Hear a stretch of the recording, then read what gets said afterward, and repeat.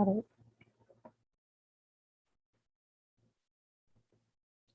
right, top of the morning, top of the evening, top of the night, whatever time zone you are on. Let me check my volume. Oh, I'm kind of loud.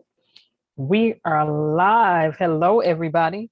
A moment of silence for all those who have lost their lives.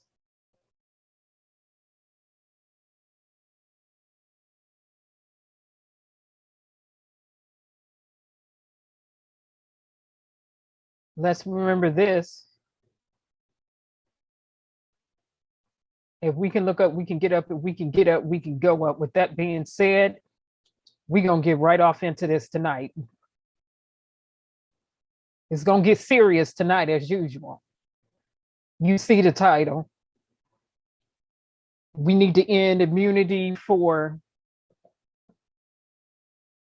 police, prosecutors, and the like. With that being said, let's go. Let's get started. Disclaimer. Disclaimers. I do not own the copyrights to this music. However, I am a non-monetized channel. Therefore, I am not making money off of anyone's music.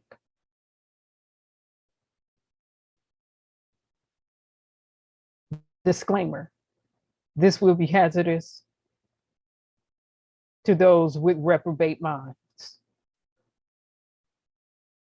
as well as those who have been westernized. Let's go.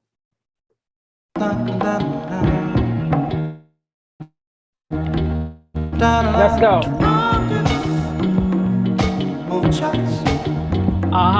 Spend it on the have-nots. Money, we make it. Before we see it, you take it. Oh, make me wanna holler the way they do my life. Yeah. Make me wanna holler the way they do my life. This ain't living, this ain't living. No, no, baby, this ain't living. Let's go. No, no, no, no. Inflation, no chance to increase. AP legal. Finance, bills pile up, sky high. Send that boy off to die. Oh, make me wanna holler the way they do my life. Yeah, make me wanna holler the way they do my life. Oh, baby.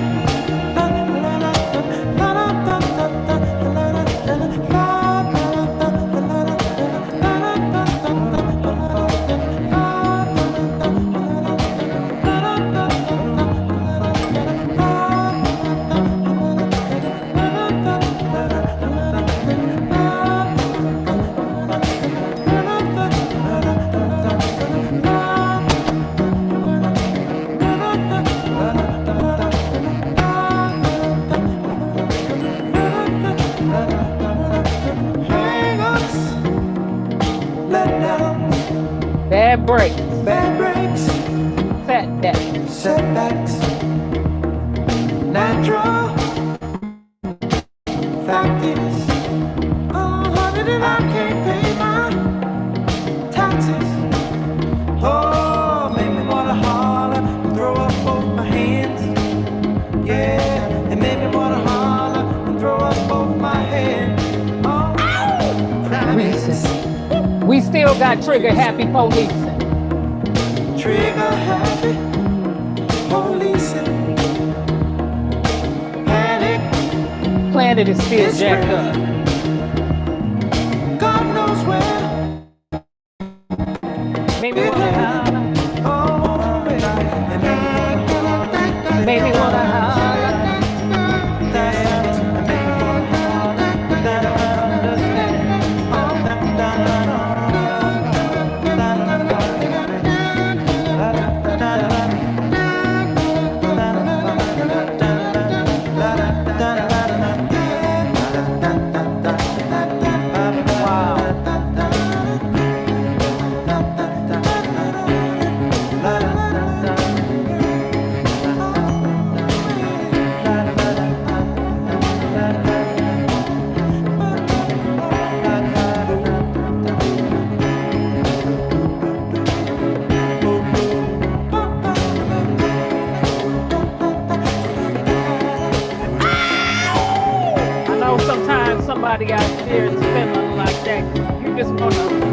both your hands and go. Oh, Marvin.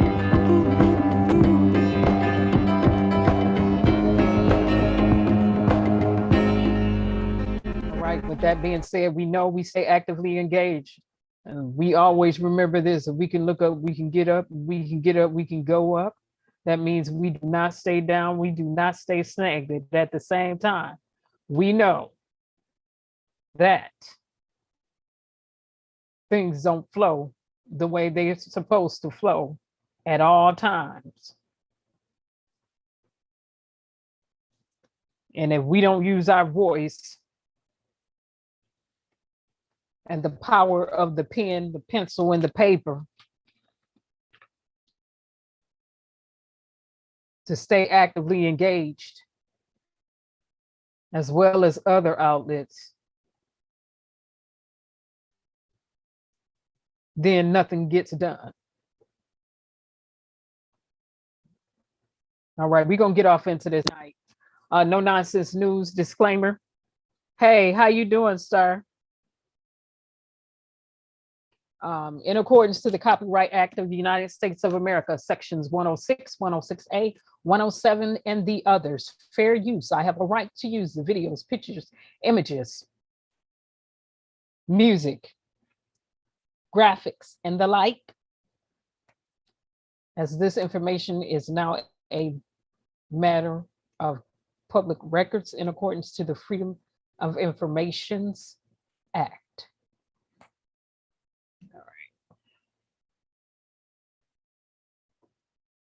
We're gonna get off into this tonight. Graphic content, parental consent, viewers' discretion is advised. I always say graphic content, whether it's graphic content or not, because it may be deemed graphic for some. Parental consent, if you are a minor, is always advised, because this channel, again, is not geared towards minor, even though minors can learn a plethora of things here. Viewers' discretion is advised. This is hazardous to your health if you are one who live a lifestyle of fables and believe in falsehoods and believe that the justice system in the United States of America works fairly and justly for all. Yeah. With that being said, I don't know what this update is in the background, and it's been taking forever. And again, Star Perel, hello. Let's go. Let's get off into this. And Letha, when you play this back, it'll be all right. I know you have a lot to say, but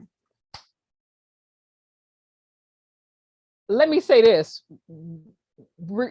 We always do calls to actions, and we got some calls to actions coming up. We got some calls to actions coming up. And so what you'll see me do periodically is run it, because when it's time for us to hit our calls to action and do what we need to do on behalf of others, that's what we do. That's what we do. Come on, let's go.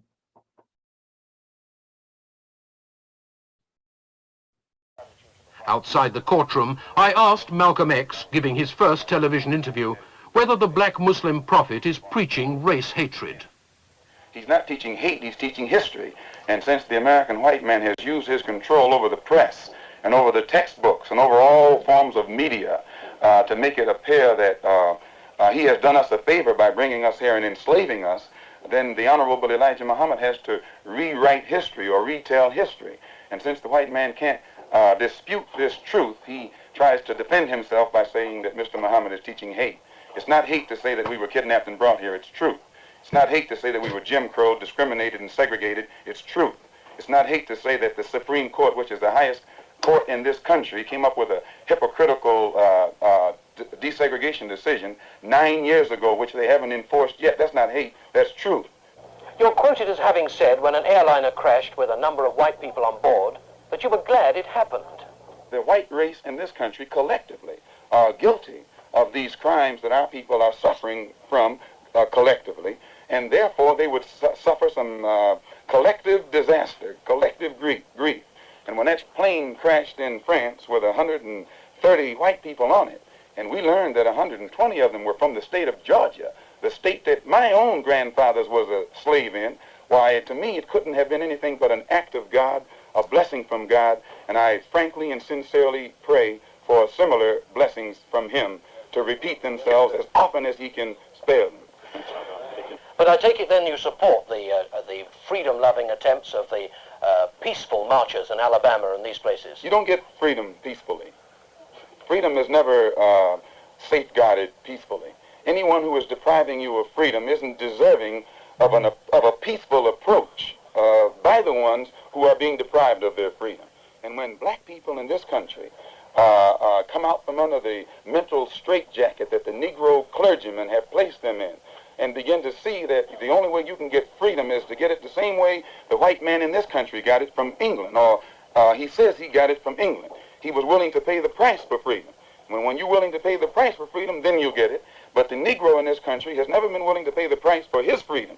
All of the price that we have been paying in the past has been freedom for the white man. We fought abroad so that the white man in America could be free today to sick police dogs on us, to beat our people in the heads with police clubs, and to turn water hose on little women and children and babies simply because they want to walk down the street like decent human beings. Now, the only way you can have peace is to eliminate those injustices, and the American white man is not going to eliminate them. He's going to talk that pretty talk, but he'll still continue to practice. And so today we get a lot of pretty talk, because I know many of us have seen the articles of kids being arrested.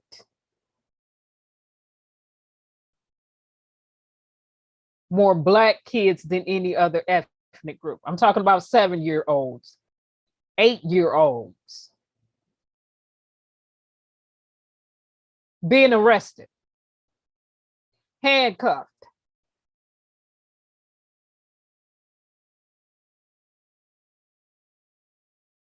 going through a traumatic experience. Yeah, America likes to talk that pretty talk, but they only walk the walk for some. And not walking the walk for everybody is being extremely hypocritical and racist and biased. Let the record show. And just because we get a couple of dollars in our pockets, what does that mean?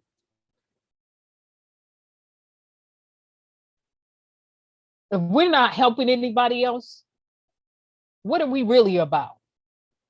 If we're not leaving a legacy of greatness for the next generation and helping others while we're here, what are we really about?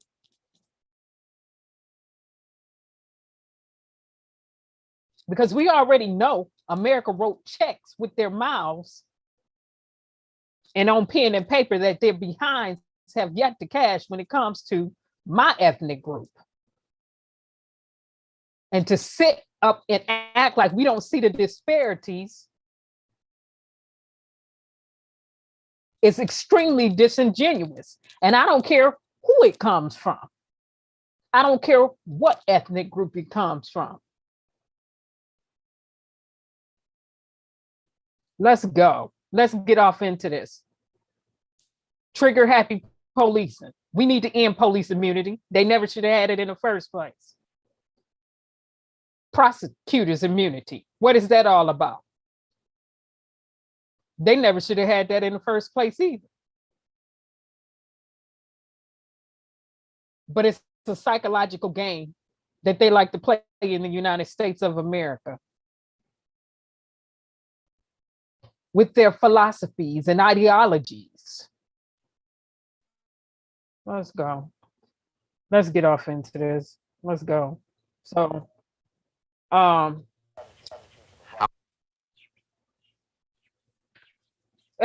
loves social media. We've said it time and time again over here on this channel. The FBI loves social media. Again, the Fifth Amendment gives you the right not to self-incriminate. However, when you're out here on these public platforms or on these platforms that are privately owned, that distribute information to the entire world, please note that everything you say and do can and will be used against you in a court of law.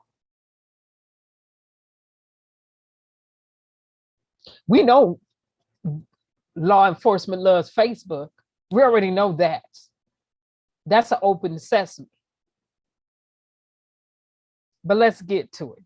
Okay, so we know rapper Von was murdered. We know rapper FBG Duck was murdered. For those who, we seen last year, a lot of rappers get murdered. Even this year, we seen some rappers get murdered. Okay, and Lord knows I can't keep up with all of them, and I don't know all of their names, but we know rappers have been murdered. Okay. Well, again, the FBI loves social media. Thank you, social media. Thank you. And those of us who utilize social media, what have I always said? If you are going to say anything on here, be able to stand by it.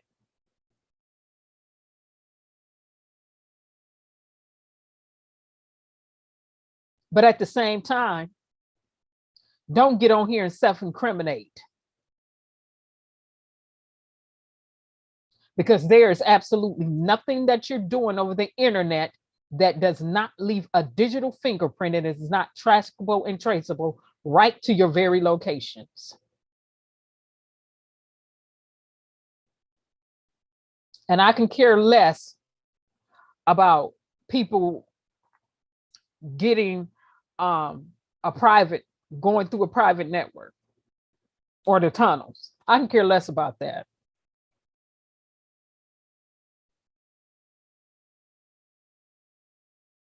I can care less about what any technology company proclaims that they're offering you.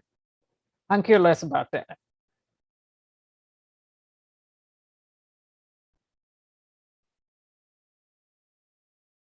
I don't care about those private networks. Still online. Everything is trackable and traceable. Just as sure as anybody's going to be utilizing the internet, everything is traceable and trackable. Period. If you own the internet. All right. So let's get to this. A real Rico cases, social media. And I got it in the title. R. Kelly case was no Rico case, period. But let's get here because the FBI loves social media. Attorneys are starting to like, prosecutors are starting to like social media more and more because they can just come on here and technically they need to submit their letter to hold, a duty to preserve that information. They should have a warrant. The information should be authenticated. But if it's coming directly from the tech company, they know how to retrieve, collect, store, and maintain their data and submit it to police departments or FBI.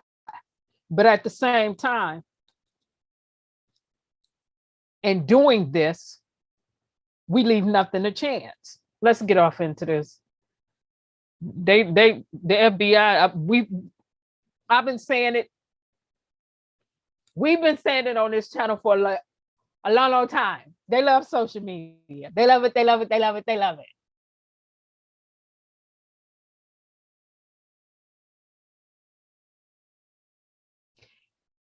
So let's flash back real quick before I play this video.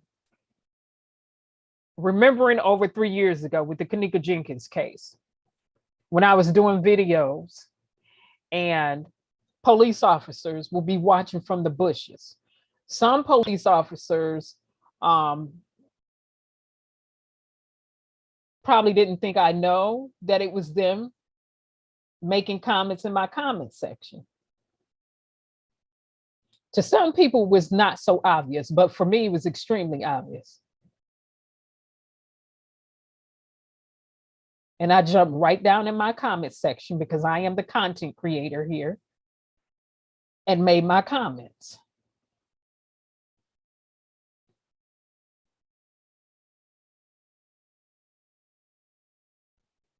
Because people need to understand this. Some people are just as bold as a lion. And that's what we're about over here.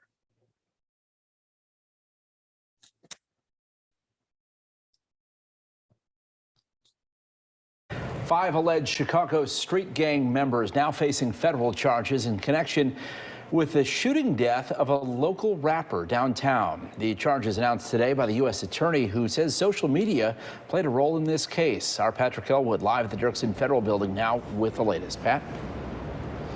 Ben, and right you are, a brazen act of violence that took place on an August day in the Gold Coast against a Chicago rapper. And then it was promoted and bragged about on social media. And the feds say it was because of that helped them make this case. It was back in August of 2020 that Carlton Weekly, who went by the rapper name FBG Duck, was gunned down in the city's Gold Coast while shopping. A joint task force of law enforcement working together on this one. And today, CPT Superintendent David Brown says this is part of a bigger strategy to thwart gang violence and maximize prison time for those who will be found guilty. We are going after gangs in this city.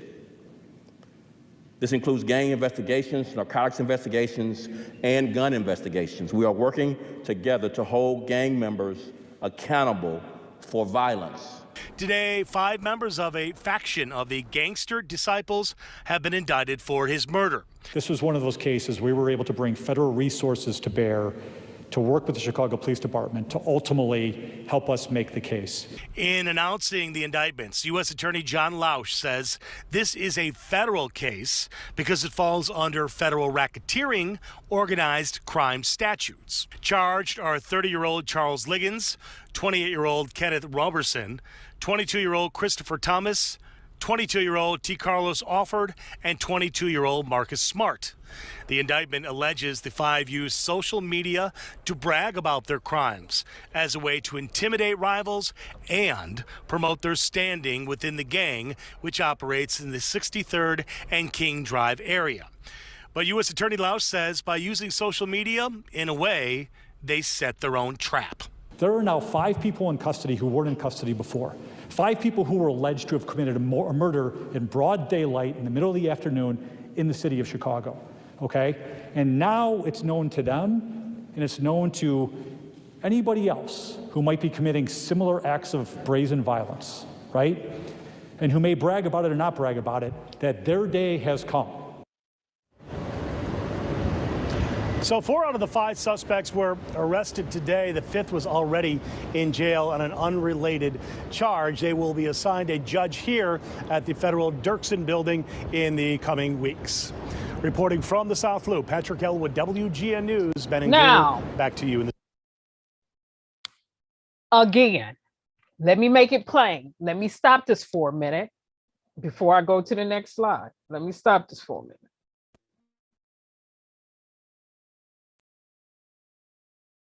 To those who bypass from time to time and you just click in the middle of a live, make it plain. Stop self-incriminating online. I will say it again. If you know you're wanted, if you know you're a criminal, get your behind offline. And I said that like I'm somebody's mother, because I am. Leave www.howdumbcanyoubebehind. That's right. Leave www.howdumbcanyoubebehind. If you know you're wanted, if you know you committed a crime such as murder, or you can were an accessory to murder, why do you have your backsides online? That's not smart. Self-incriminating. That's that new stuff. That's that new stuff. Because old school, from way back in the day, they know you not to be seen or heard, but the impact is to be felt. And I'll let the slow ones figure that out and play catch up. Well, let me go on back into this, because this is the FBI and prosecutors. They love social media because just don't hear telling on yourself, on yourselves. Then you go sit down and make a rap song that basically depicts what happened the night you murdered that person. And the FBI sitting up here listening with police like, See, they're not just taking these songs for songs anymore. They're taking them for admissions of guilt and testimony.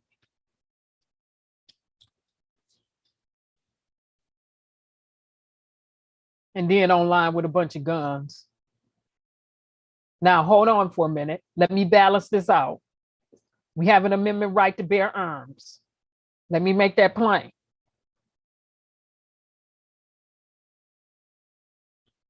However, if you know you've taken the life of another, or you participated in taking the life of another, do not bring yourself online, showing your gun, running your mouths. That's foolishness and that's nonsense. It's a reason over here this is called no nonsense news. Leave the nonsense and the foolishness behind.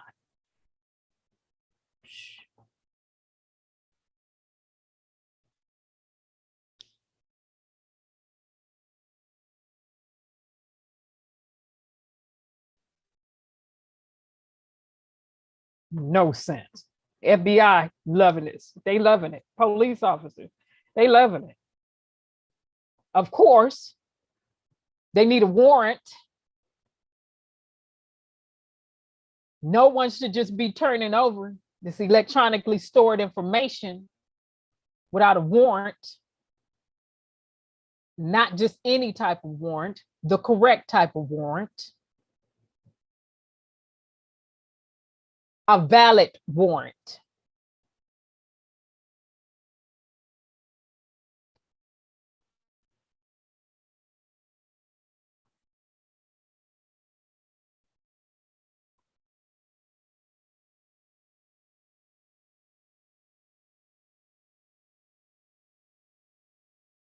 Now,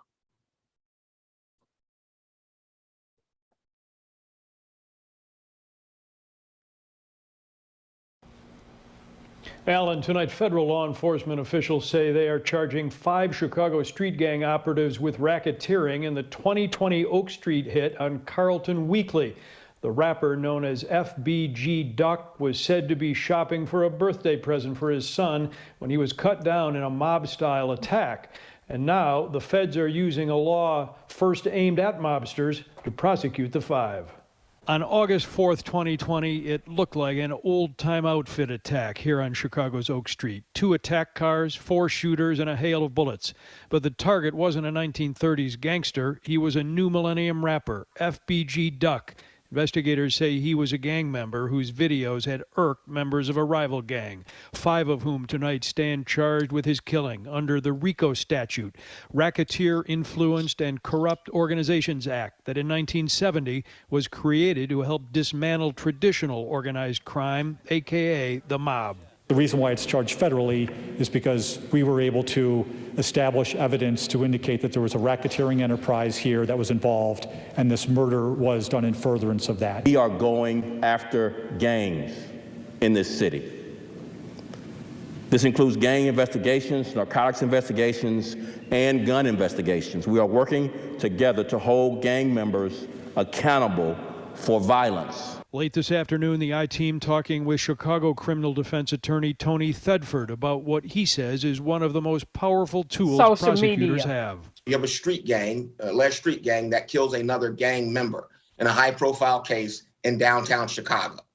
So my belief is that the response is the harshest response possible once they find suspects and charge them.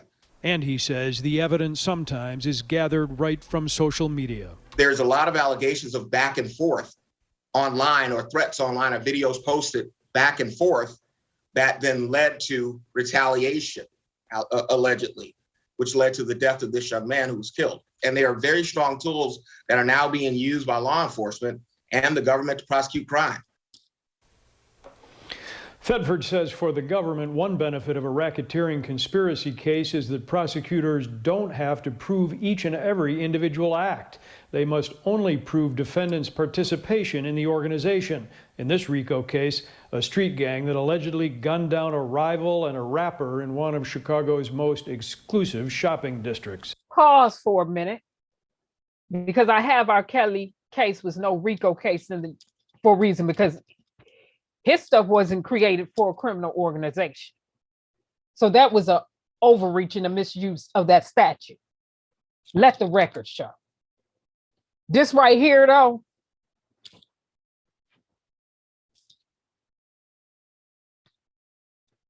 '80s, the Rico statute to go after the mob, the mafia, because they deem the mob and the mafia two separate types of criminal organizations, and gangs. They added gangs onto this. Pause for a minute. To the young man in my ethnic community, real quick. You know what this makes me feel like? This my little rant for a moment. I'm gonna rant real quick and we're gonna move on because it's late in the evening and we're gonna move on. When one of the neighbors on my street smacked her nephew in court, she slapped him right there, like bam. And he was the one in court as the defendant. And he said some stuff, and after the court was over, she said, pop, right upside his face. What, right there in the court. Why did you say that? She just, bam, said, what is going on here? She said, why would you get up on the stand and say that? Self-incriminating stuff.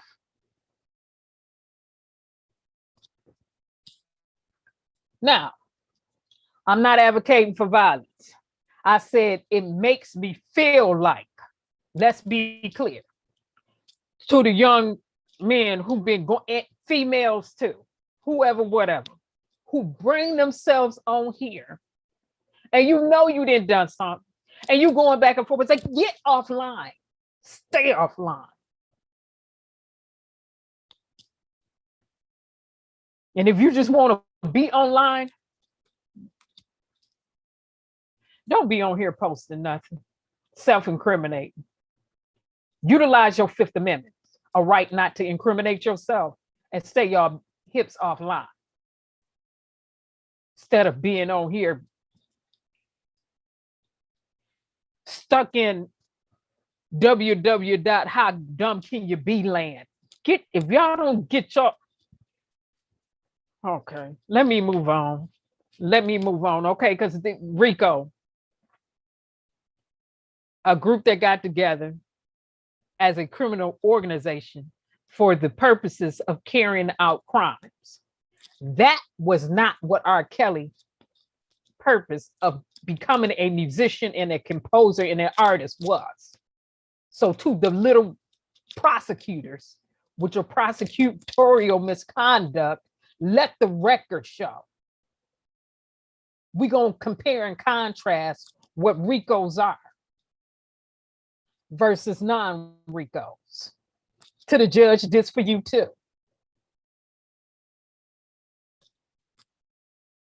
Oh, 15 federal judges have been impeached since the inception of the United States of America as a nation. Everybody can be held accountable. Anybody can get this work. That's what boldness will do for you. I feel a little righteous indignation coming on. All this philosophical psychology, they like to play around, play these games, and like to be biased on who is going to work towards or work against. And did you not hear what the head of the police department, the superintendent, said? Maximum. They're going to make sure your sentences are maximized. That means they're going to make sure that you're at least starting off with a couple of 100 years, no less than 30, running on up to your entire life in prison. Pause for a minute. Our Fifth Amendment right also says we have a right to a trial, a jury trial. So I expect you all to have some good attorneys. And I also expect for you all to stay y'all behinds offline when you know you done done something, and don't come on here self-incriminate.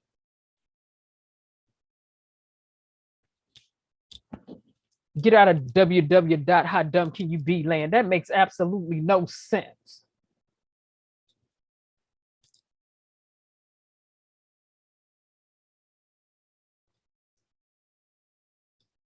No sense.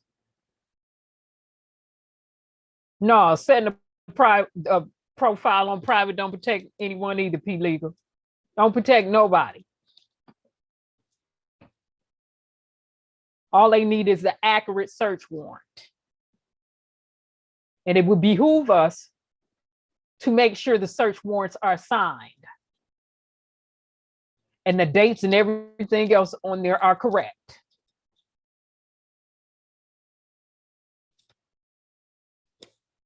Let some be taken out on the technicality. Oh, I said it. Oh, I said that.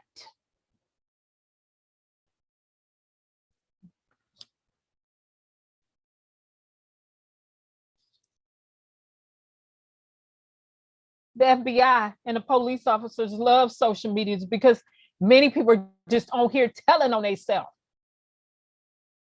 Or it can be interpreted as one telling on themselves.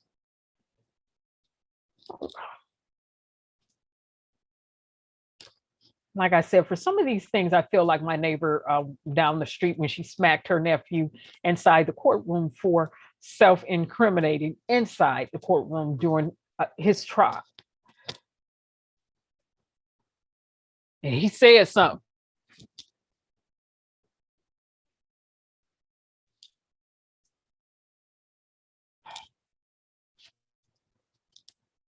I digress. Let me move on.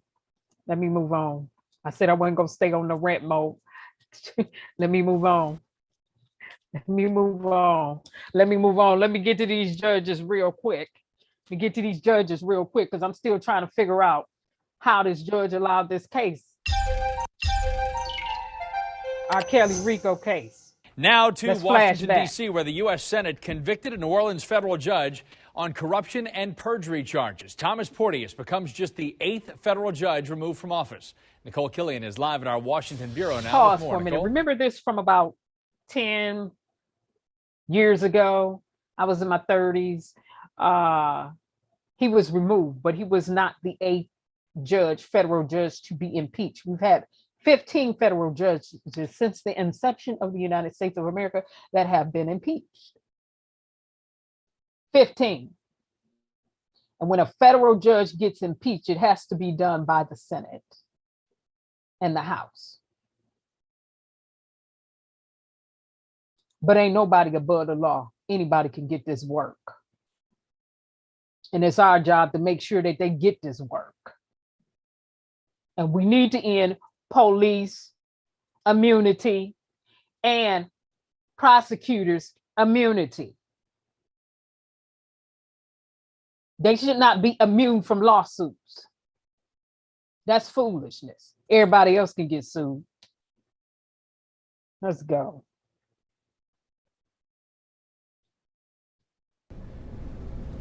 Well, Scott, not only has Porteous lost a lifetime seat on the bench, but he's also lost a hefty pension. This morning, senators voted to convict Porteous.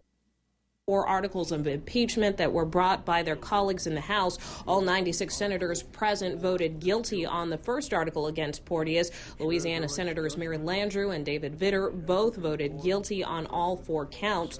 Porteous was accused of taking kickbacks both as a Louisiana and a federal judge to support a gambling habit and also of lying to FBI investigators. Porteous has been on paid leave since 2008, but his suspension begins immediately. Scott. So besides the job and the pension, what else does he lose here? Oh, well, that pension is pretty big, as we mentioned it. So the 64-year-old will definitely miss out on that federal pension worth about $174,000 a year. He's also banned from holding elected office in the future. And this has been, it's been really more than 20 years since the Senate has impeached a federal judge. So certainly a very big day here in the U.S. Senate against Judge Porteous.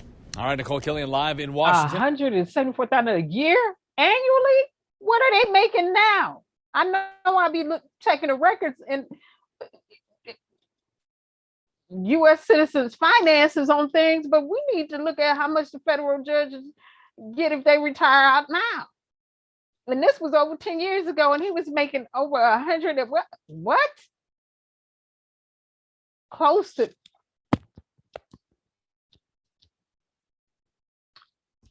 12 figures annually after retirement from being a federal judge? That's a side note. Let me get back on task. Nobody's above being impeached. Nobody's above being disbarred. Nobody's above accountability. You want to sit in the office in the seat of authority and responsibility. What makes you think you could slither around here and not be held accountable? Again, I got it in there. Prosecutorial misconduct. We need to end immunity for them, because a day in jail means nothing. R. Kelly's case was no Rico. And when the prosecutors came out and alluded to him being a predator, that really falls underneath prosecutorial misconduct.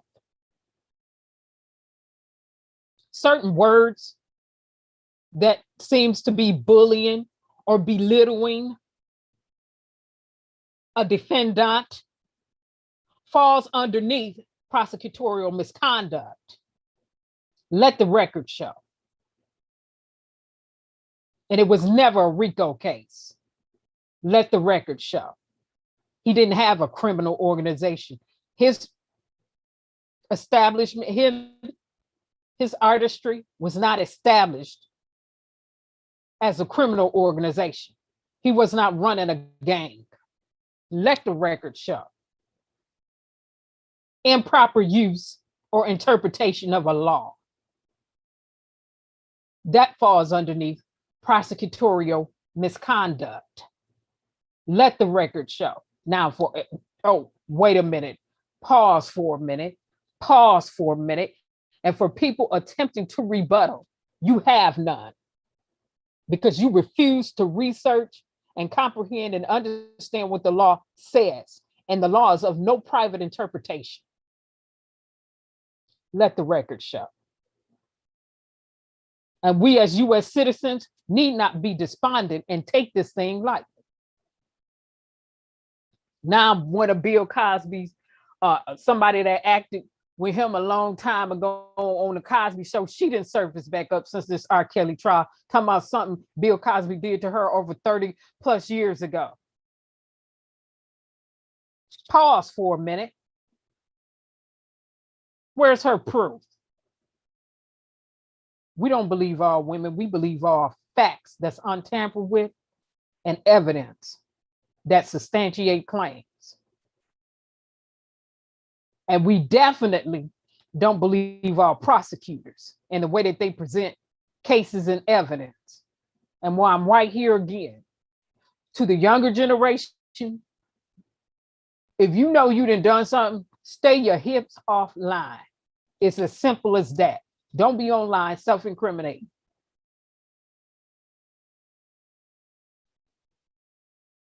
Let the record show. Let me move on.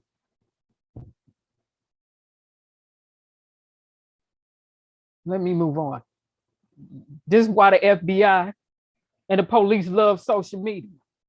Because people on here just you think they ain't watching that. When I came on here, I said that. I said they're watching.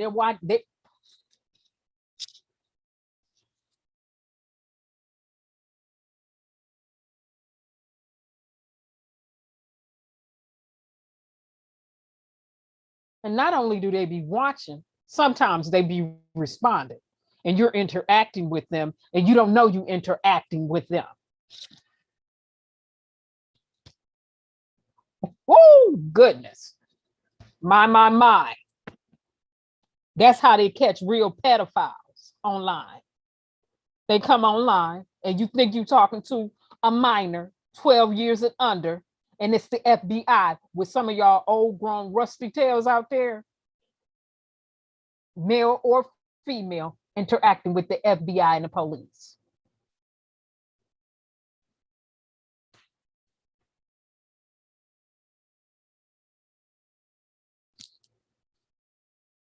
But we said that over here a long time ago. We say it periodically.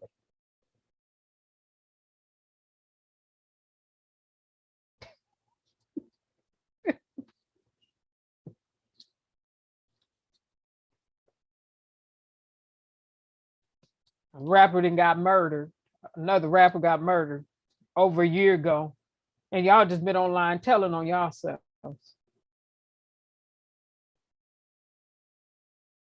Being extremely detailed. And they come on, you heard what he said, thank you. Then you got the other one up there in Chicago saying, we will make sure when we take y'all to court, you get the maximum sentence. That's 100 years to life.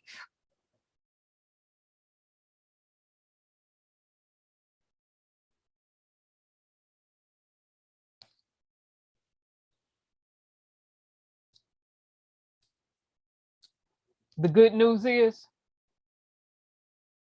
you have a constitutional right written up in the Bill of Rights to a fair trial. You have a right to a jury trial. The negative and the cons of that is you got some shady, underhanded, non-integral, having no ethics lacking prosecutors who play dirty and are dirty. And I just got to let the record show on that. And we need to end immunity so they can get sued. They can get sued. They can get sued for them and any police officer and any detective working with them that participate in unethical behavior and practices, from tampering with evidence to withholding evidence and everything else. Let the record show.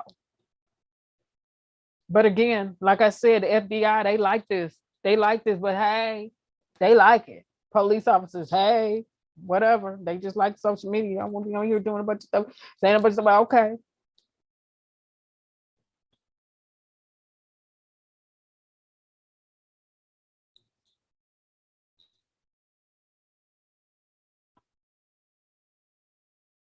Pull this back. Gotta go back. Right here. 67. The American criminal justice system enforces our laws and keeps watch over us.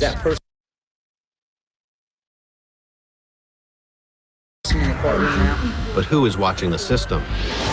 I'm Joe Berlinger, and I've used my camera for 20 years to knock down doors and pursue the truth. Park faith in the system. Now we're going inside the American criminal justice system. Any comments on the charges? From law enforcement to elected officials, the court system to corrections, to find out if justice is being served.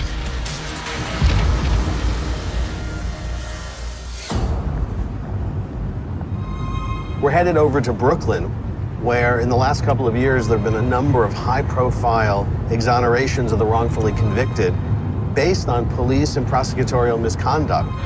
Many of these cases go back to the 80s and 90s, when drug violence gripped New York City and some cops cut corners. One detective, Louis Scarcella, is at the center of the storm. The Brooklyn, New York District Attorney is reviewing 50 murder convictions that were possibly tainted by a detective who's accused of playing by his own rules for years.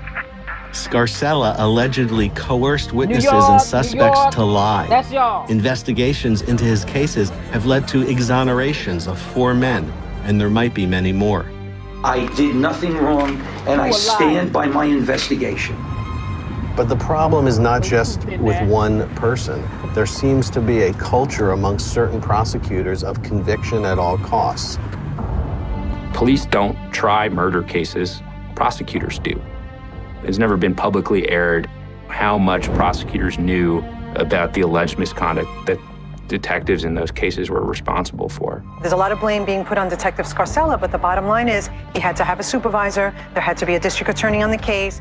For over 2 decades, the top prosecutor in New York City was Charles Hines. In 2013, after repeated allegations of prosecutorial misconduct under his watch, Hines found himself in the toughest re-election campaign of his 23 years on the job. I think the prosecutor has the greatest power of anybody in our society.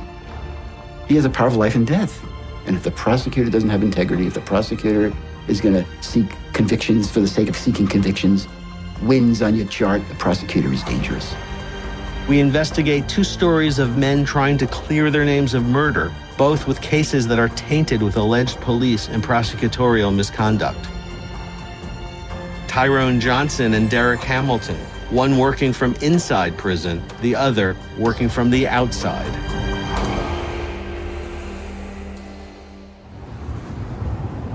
So we're headed out to New Haven, Connecticut, where we're going to meet Derek Hamilton. Derek was accused of a murder in Brooklyn in 1991. Problem is, he claims he was in New Haven at the time, and yet he spent 21 years in prison for a crime he claims he didn't commit.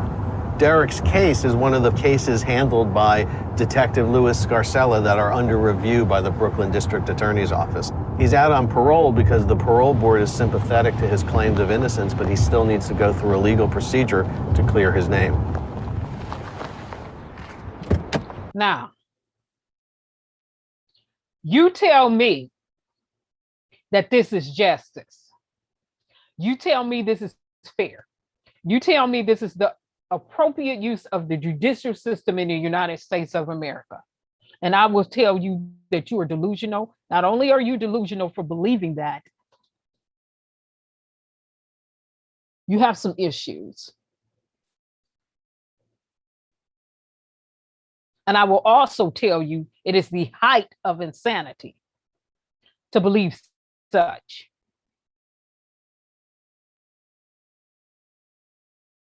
See, police immunity and prosecutors immunity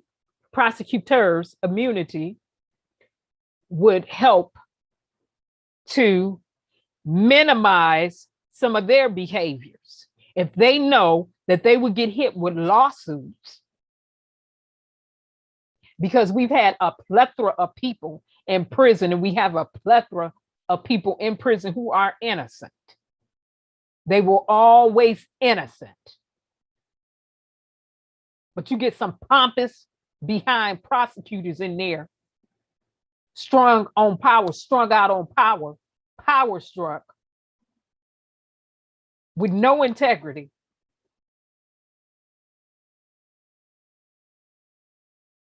Poor, gutter rat, gutter sniping, ethical behavior. And this is how this happened. Then when they get caught, you turn around and you get them a day in jail. And the families can't sue them personally. They got to sue the state. They got to sue the county. They got to sue the city. No, see, prosecutorial misconduct should be no immunity for that. And the age-old argument is foolish. If they can't have immunity, they're not going to want to try cases where they don't need to be a prosecutor. They don't need to be a DA. It's as simple as that. Let them ease on down the yellow brick road to another field. and work somewhere else. You need to stop coming up with all these excuses. Oh, if you don't have immunity from the police officers, they're not going to want to be on the force. Well, they were never meant for the force anyway. Right off the bat, that means they have no integrity. If you don't want to be held accountable, but you want the position, you don't need the position. Go work somewhere else. Because if you're going to be there and take the oath of office, we as U.S. citizens have every right to hold them responsible for the oath of office that they have pledged to, that they have taken to uphold the law and protect and serve. Oh my goodness. Oh my goodness. Just goodness. What do we want? What do we want? I speak today for the voiceless, those who cannot come out of prison and speak for themselves. I did everything an innocent man could possibly do. Everything that you love is taken away from you. I think the prosecutor has the greatest power of anybody in our society. He has the power of life and death. I was in prison for 21 years based on false allegations against me. You can check me for gunpowder, check my truck. I didn't shoot anybody, I don't have anything to do with nothing. If the prosecutor doesn't have integrity, if the prosecutor is going to seek convictions for the sake of seeking convictions, wins on your chart, the prosecutor is dangerous. The American criminal justice system enforces our laws and keeps watch over us. That person. Keeping watch over who? Enforcing laws against who?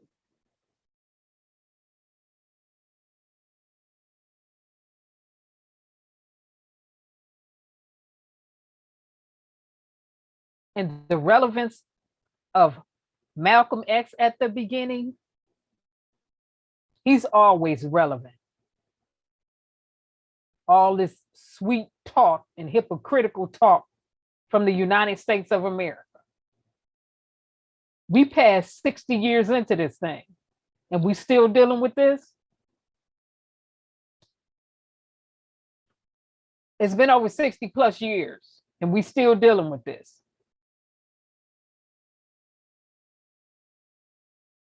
I'm not talking about since ancestors got off the slave ships. I'm talking about, and we still dealing with this.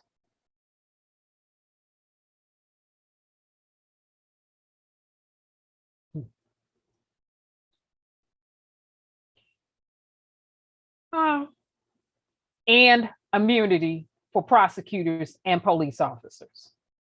They need to be held accountable for their actions.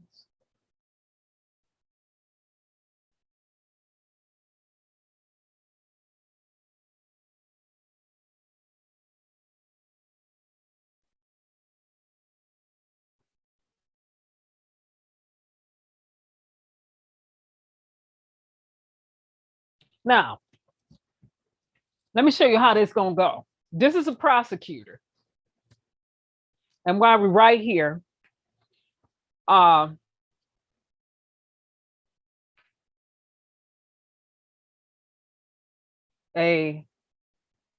Caucasian man in the 80s was accused of murdering his wife.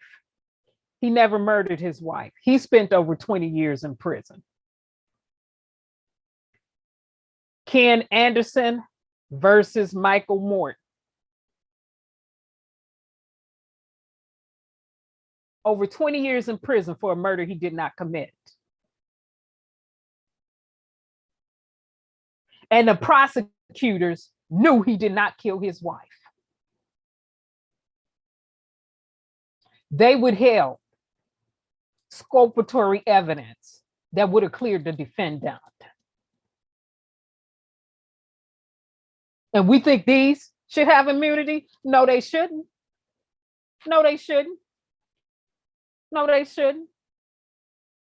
And to the other little high-strung prosecutors that prosecuted the Robert Sylvester Kelly's case, you shouldn't have immunity either. This was no Rico.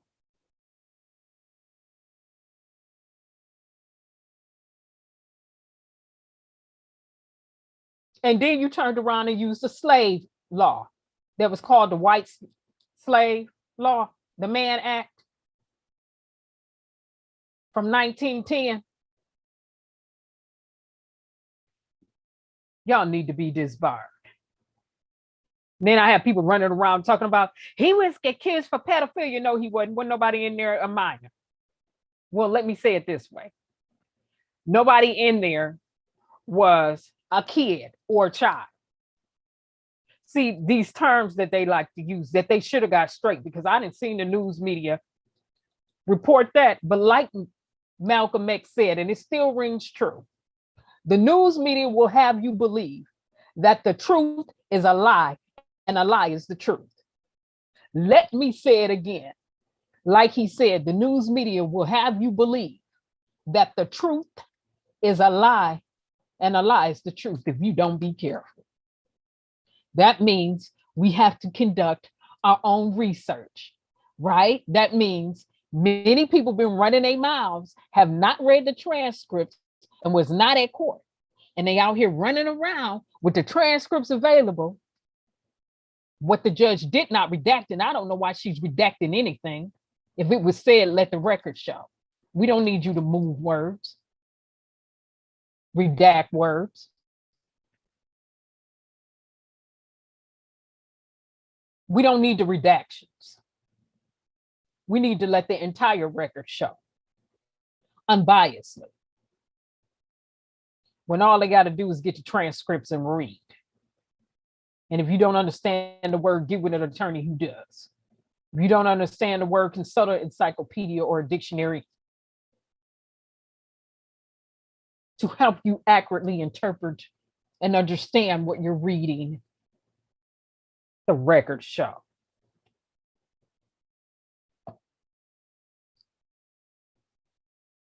Yeah, that's right. We bold over here, just like that. And again, FBI cops, they love social media. So for you people out there doing stuff, especially you young ones, don't bring yourselves back here on social media bragging and putting on. Stay off. Stay offline. Stay off the internet.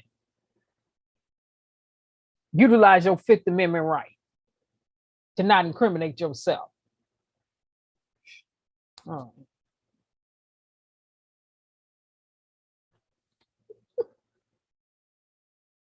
All right, let's get to this. Let's get off into this. Let me get my timestamp for this. Okay, so what I'm going to do right here on this video is I'm going to bypass the prosecutors, the defendant attorney section, and I'm going to go straight into the prosecutors section. And I'm bypassing the defendant section for a reason, because I want you to hear the way the judges are going to respond to the prosecutors. Or we're going to learn and comprehend and interpret the laws accurately today.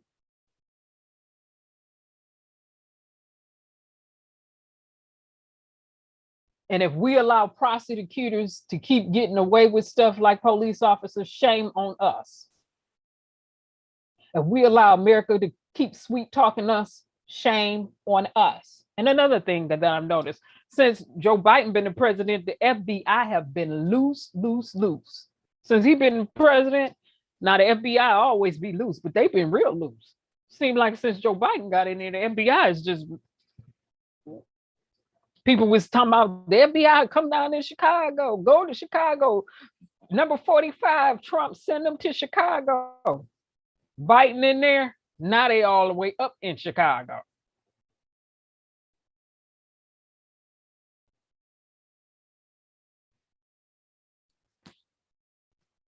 And at the same time, other ethnic groups, why he stepped up there and said, we're going to make sure they get the maximum this. You better make sure those sentences match up with other ethnic groups, or that's going to be a problem. We're not playing with nobody. Everybody can get this work. You want to be in the position and the seat of authority and hold the office of authority? Well, guess what? You're going to be held accountable and responsible for your decision making or the lack thereof.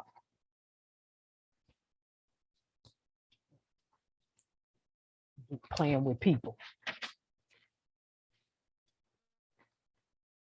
Thing about me is in meetings with elected officials and prosecutors and whoever, whatever, they like to, because I will sit there. I will sit there quietly. I'll sit there quietly, sometimes have my glasses on, sit there quietly, sometimes have my glasses off, just sit there quiet, paying attention.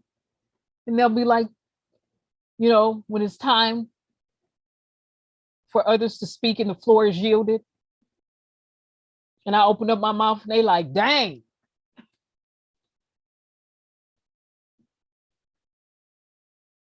You hear all that boldness come out. Because guess what? It's about the business of people. We don't have time to be playing around with people's lives.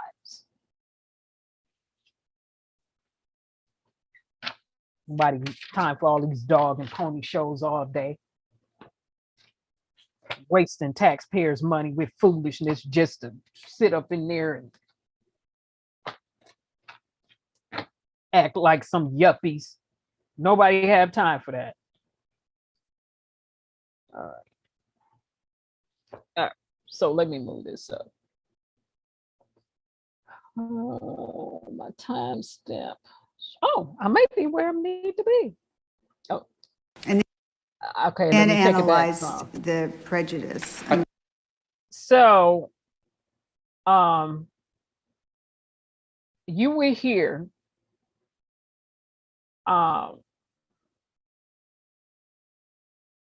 It was two men, and one got charged for murder, and the other one did not.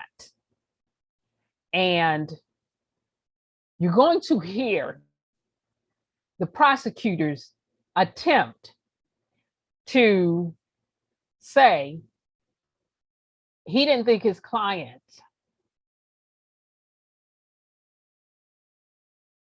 or the appellate who brought the case was lying. But watch the way the judge is going to scale this down. We believe in ending immunity for all prosecutors and police officers and anybody else that got immunity.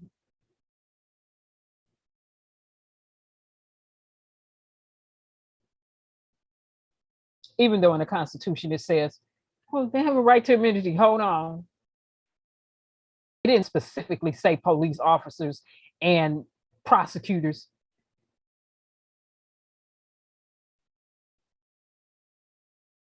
Should have a special type of immunity.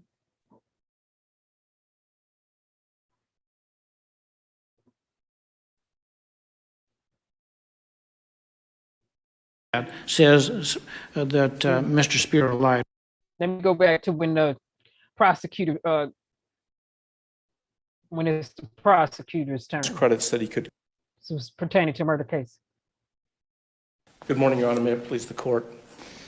Magistrate Judge Wall said that this case leaves a sour taste in his mouth. It certainly should. A number of things happened that should have not happened, and we're not here to defend them. Yeah. Do you concede, let me just start right out. Do you concede that Mr. Spiro lied on the stand?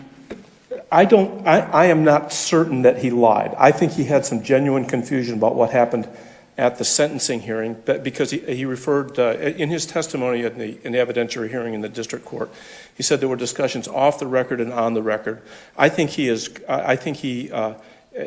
either correct or firmly believes that there was a misunderstanding among the parties about a change in the law that affected the number of sentence credits that he could get following his conviction for voluntary manslaughter. So you don't concede that he lied? I think it's not clear, but I certainly recognize that Magistrate Judge Walsh thinks he lied in the state court. The Court of Appeal, of course, doesn't conclude he lied. Testimony, whether or not he did it intentionally? I don't, as a central matter, I don't think it matters greatly whether Mr. Spera lied or whether he was mistaken. The Court of Appeal was correct and did not condone the fact that the jury was misled about the circumstances of Mr. Baca's testimony. That is, it was incorrect at the time of Baca's second trial to say that Melendez had never asked for a benefit. Indeed, his counsel quite clearly had asked for a benefit. And it was incorrect to say that he'd never received a benefit. He lied. Because the trial court made clear that its consideration of the benefit was that he had testified at length.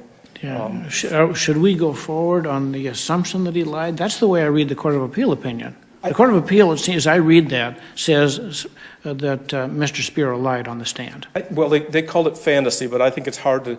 it's certainly clear that they thought his testimony was inconsistent with the actual facts. Has he been prosecuted for perjury? He hasn't been prosecuted for perjury. And why is that? I don't know the answer to that, Your Honor. You know, it's a little disconcerting when the state puts on evidence, the evidence turns out to be fabricated, nothing happens to the lawyer, and nothing happens to the witness.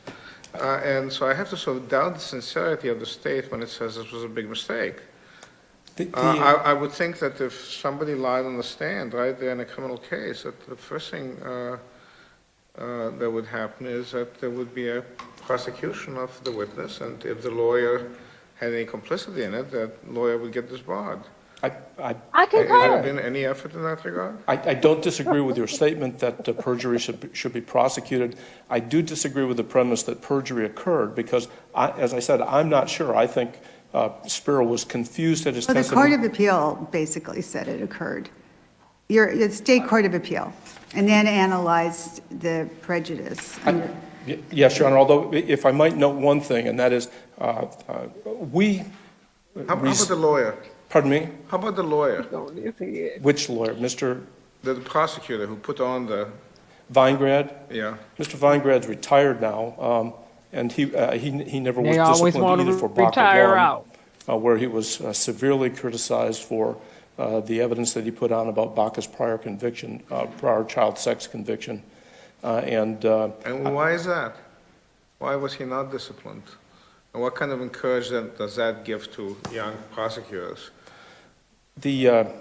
about dealing with fabricated evidence like this? Your Honor, all I can say about that is this. There is a new district attorney in Riverside this week. I have spoken with my superior in the Department of Justice, and when this matter wraps up, it is our intention to speak with the new district attorney and to make him aware of the severe criticism that came from Magistrate Judge Walls and the criticism mentioning the attorneys by name. Sorry, what prevents you from doing it now? The criticism from the magistrate judge came a long time ago. You are prevented from bringing that to the attention of the... No, Your Honor. Is Spera still with the prosecutor's office in Riverside? Mr. Spera, according to research I've done, became inactive in the practice of law in 2009. So I think he's not practicing law anywhere, and certainly not in the district attorney's office. Was there any internal investigation of Mr. Spera or any internal disciplinary proceedings? I think the answer to that question is no. Okay, well, let's assume that, I'll stay away from the word lie, but I think it's consistent with what the Court of Appeal told us and concluded, that Mr. Spera presented false testimony in the second trial, knowing that it was false. Yes, Your Honor. That looks like a NAPU claim. Did the Court of Appeal decide the NAPU claim? Yes, we think so in our brief, but we would agree with this Court's observations that decision was not explicit. That is, we don't have a reasoned opinion on the merits of every element of the NAPU claim. That's when but I lie think we're required to presume that they decided the NAPU claim by what the Supreme Court of the United States tells us. Yeah, we think so, Your Honor. In our brief, I think we cited the Johnson versus Williams that said that there's a strong presumption. Can you tell us why the Court of Appeal rejected the NAPU claim? I think, well, we've argued that Part of it might be that, that there's no indication that Weingart, who was the prosecutor in Baca's case, was aware that there was falsity. Yeah, but Giglio says if it's out of the same prosecutor's office, we impute. Yes, so I don't think it matters whether Vinograd actually knew or did not. I have my suspicions, but I don't need to act on them because Giglio simply tells me that if it's out of the same prosecutor's office, we impute. I think that's certainly clear with regard to a Brady claim. Whether that applies to every conceivable Brady prosecutor is a gun. misconduct claim, well, I'm not sure. Giglio is a subdivision of a Brady claim. And if it's not clear yet, I am confident Brady it deal will with be the clear gun. eventually. Well, That's, for purposes of EDPA, it needs to be clear now. And as I read Giglio, it is now clear So, that it's but you imputed. concede they were both out of the same office. yes, they both worked for they both were representatives of the district attorney for Riverside County. Okay, so it's the district attorney of Riverside County who made the false statement. Yes, and the magistrate judge has rejected our argument in that regard. So I think. So why did the Court of Appeal reject the NAPU claim? I think because the materiality element of a NAPU claim is not perfectly consistent, I believe, but very close to the same question about prejudice. Well, are you saying that the prejudice analysis in the Court of Appeal opinion is the reason why they denied the NAPU claim? I think for the same reasons, yes, Your Honor. I want to make sure I ask this question very precisely. They addressed prejudice in the Court of Appeal. They gave us a standard for why prejudice did or did not exist, and they held under that standard that there was no prejudice. Are you telling me that they rejected the NAPU claim of prejudice based on that standard? Yes, that's what I think, Captain. Well, if that's right, they're wrong, because they recited the Brady standard, and the NAPU standard is much less forgiving. That is to say, it's much harder to get around a NAPU violation. I don't disagree that the standards. It's good to see, and this was from a few years ago, that when you go before judges, they're going to deal with the law. It's got to be straight law. And you heard the judge just tell them, okay, if that's what they decided, they wrong. And I'm going to tell you why they wrong. If that's the standard, Brady law and the NAPU law, NAPU, let me say it correctly, standard, they were wrong. Bottom line is, his client was lying. He was not the attorney that was litigating in the beginning on behalf of, but listen, the prosecutors, they messed up too. Prosecutorial misconduct. They knew they presented false information before the jurors. They knew their information was bogus. They knew that testimonies were false. Those statements were false. And now, so people want to know how it go. And I'm not talking to the people over here because usually we stay abreast to the law and the way the laws are interpreted. This is for those people who go bypass and been making comments about this R. Kelly Rico case and saying this and that and saying this and that. I said, excuse me, hold up. When you start hitting these appellate courts and you start hitting Supreme Courts, okay, they gonna look at the transcripts verbatim and see the way everything was interpreted. They're going to look at everything that was said. Yeah.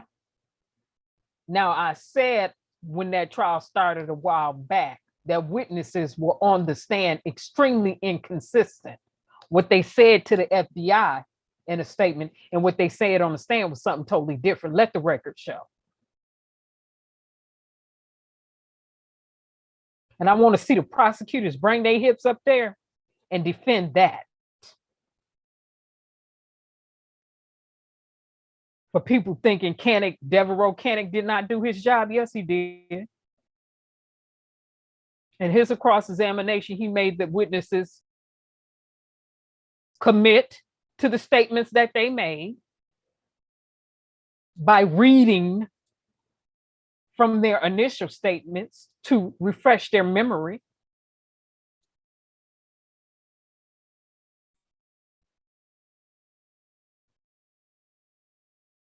Made them establish credibility in those statements. And then he confronted them about what they said. Now, this is my little side note. And any prosecutor, you knew your witnesses was on that stand lying, and you had every reason to believe that they were lying or purging themselves or giving false testimonies on that stand, that falls under the guidelines of prosecutorial misconduct. Let the record show.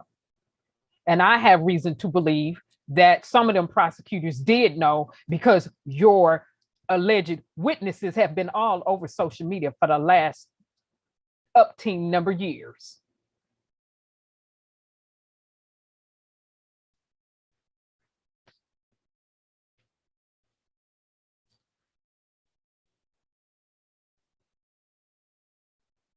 They're just gonna let the record show. Let me proceed.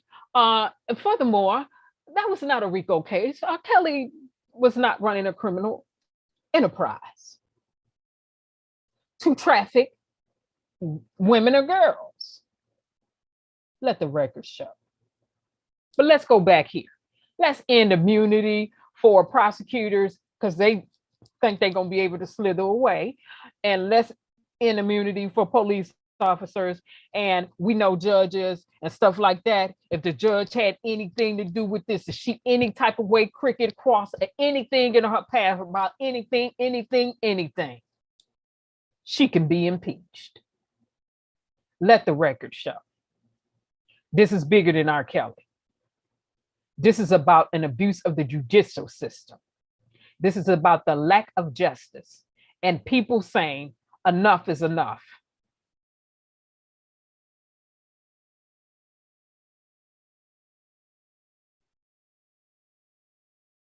Been fighting this fight a long, long time.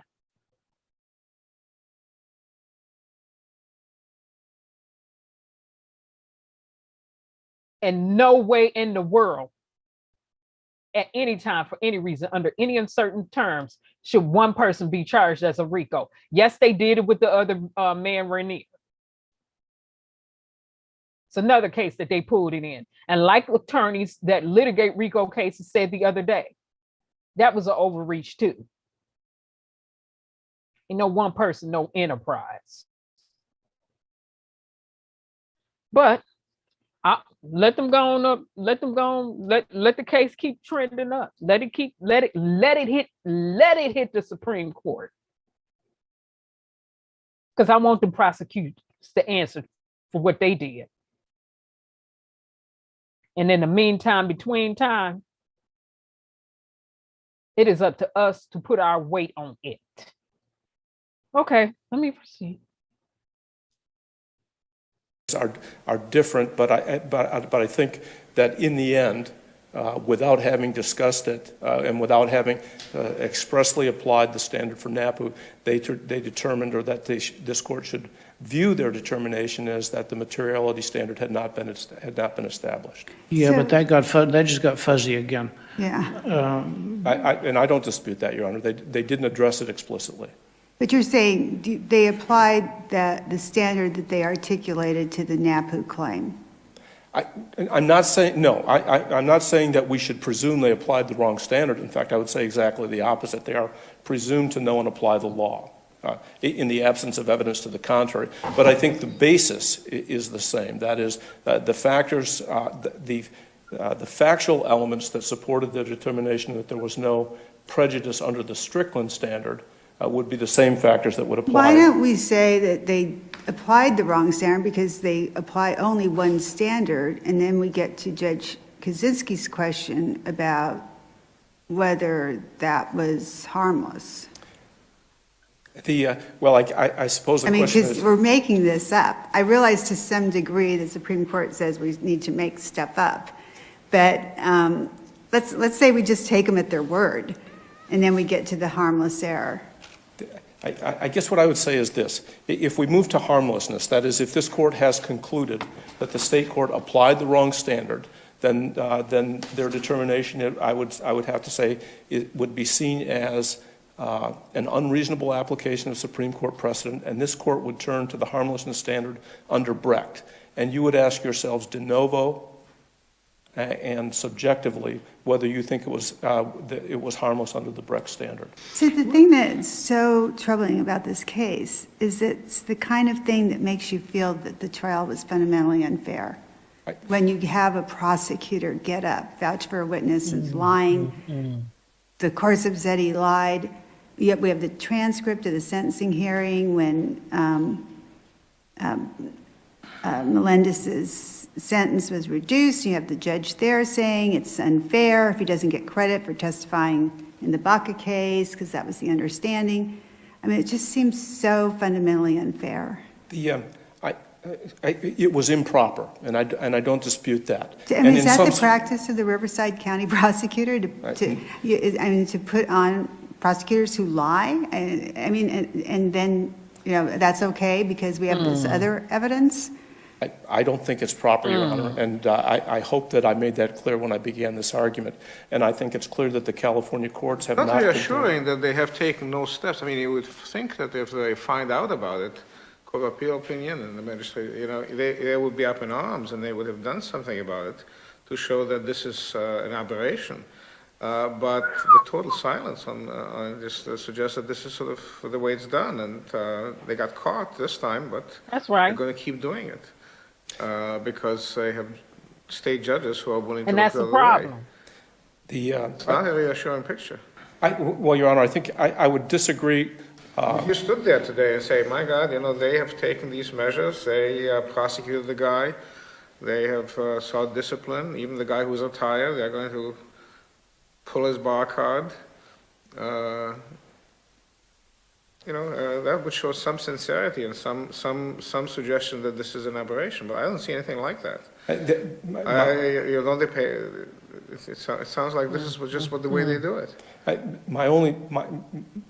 With regard to condone, that is, the court, I inferred one element of your criticism, just criticism, that the courts condone it, and it seems quite clear, at least in this case, that the courts did not condone. Right, but if you uphold, no, that's not clear, because they out and out say this guy, the prosecutor lied on the stand, and his lies bolstered the credibility of a jailhouse snitch, but it didn't prejudice the trial. So that's condoning it, because that's saying we're going to, and I understand why they do that. I mean, they're elected judges. They're not going to be reversing these things. So, but it condones it by not reversing the conviction on that basis and making the state do it right without the lies.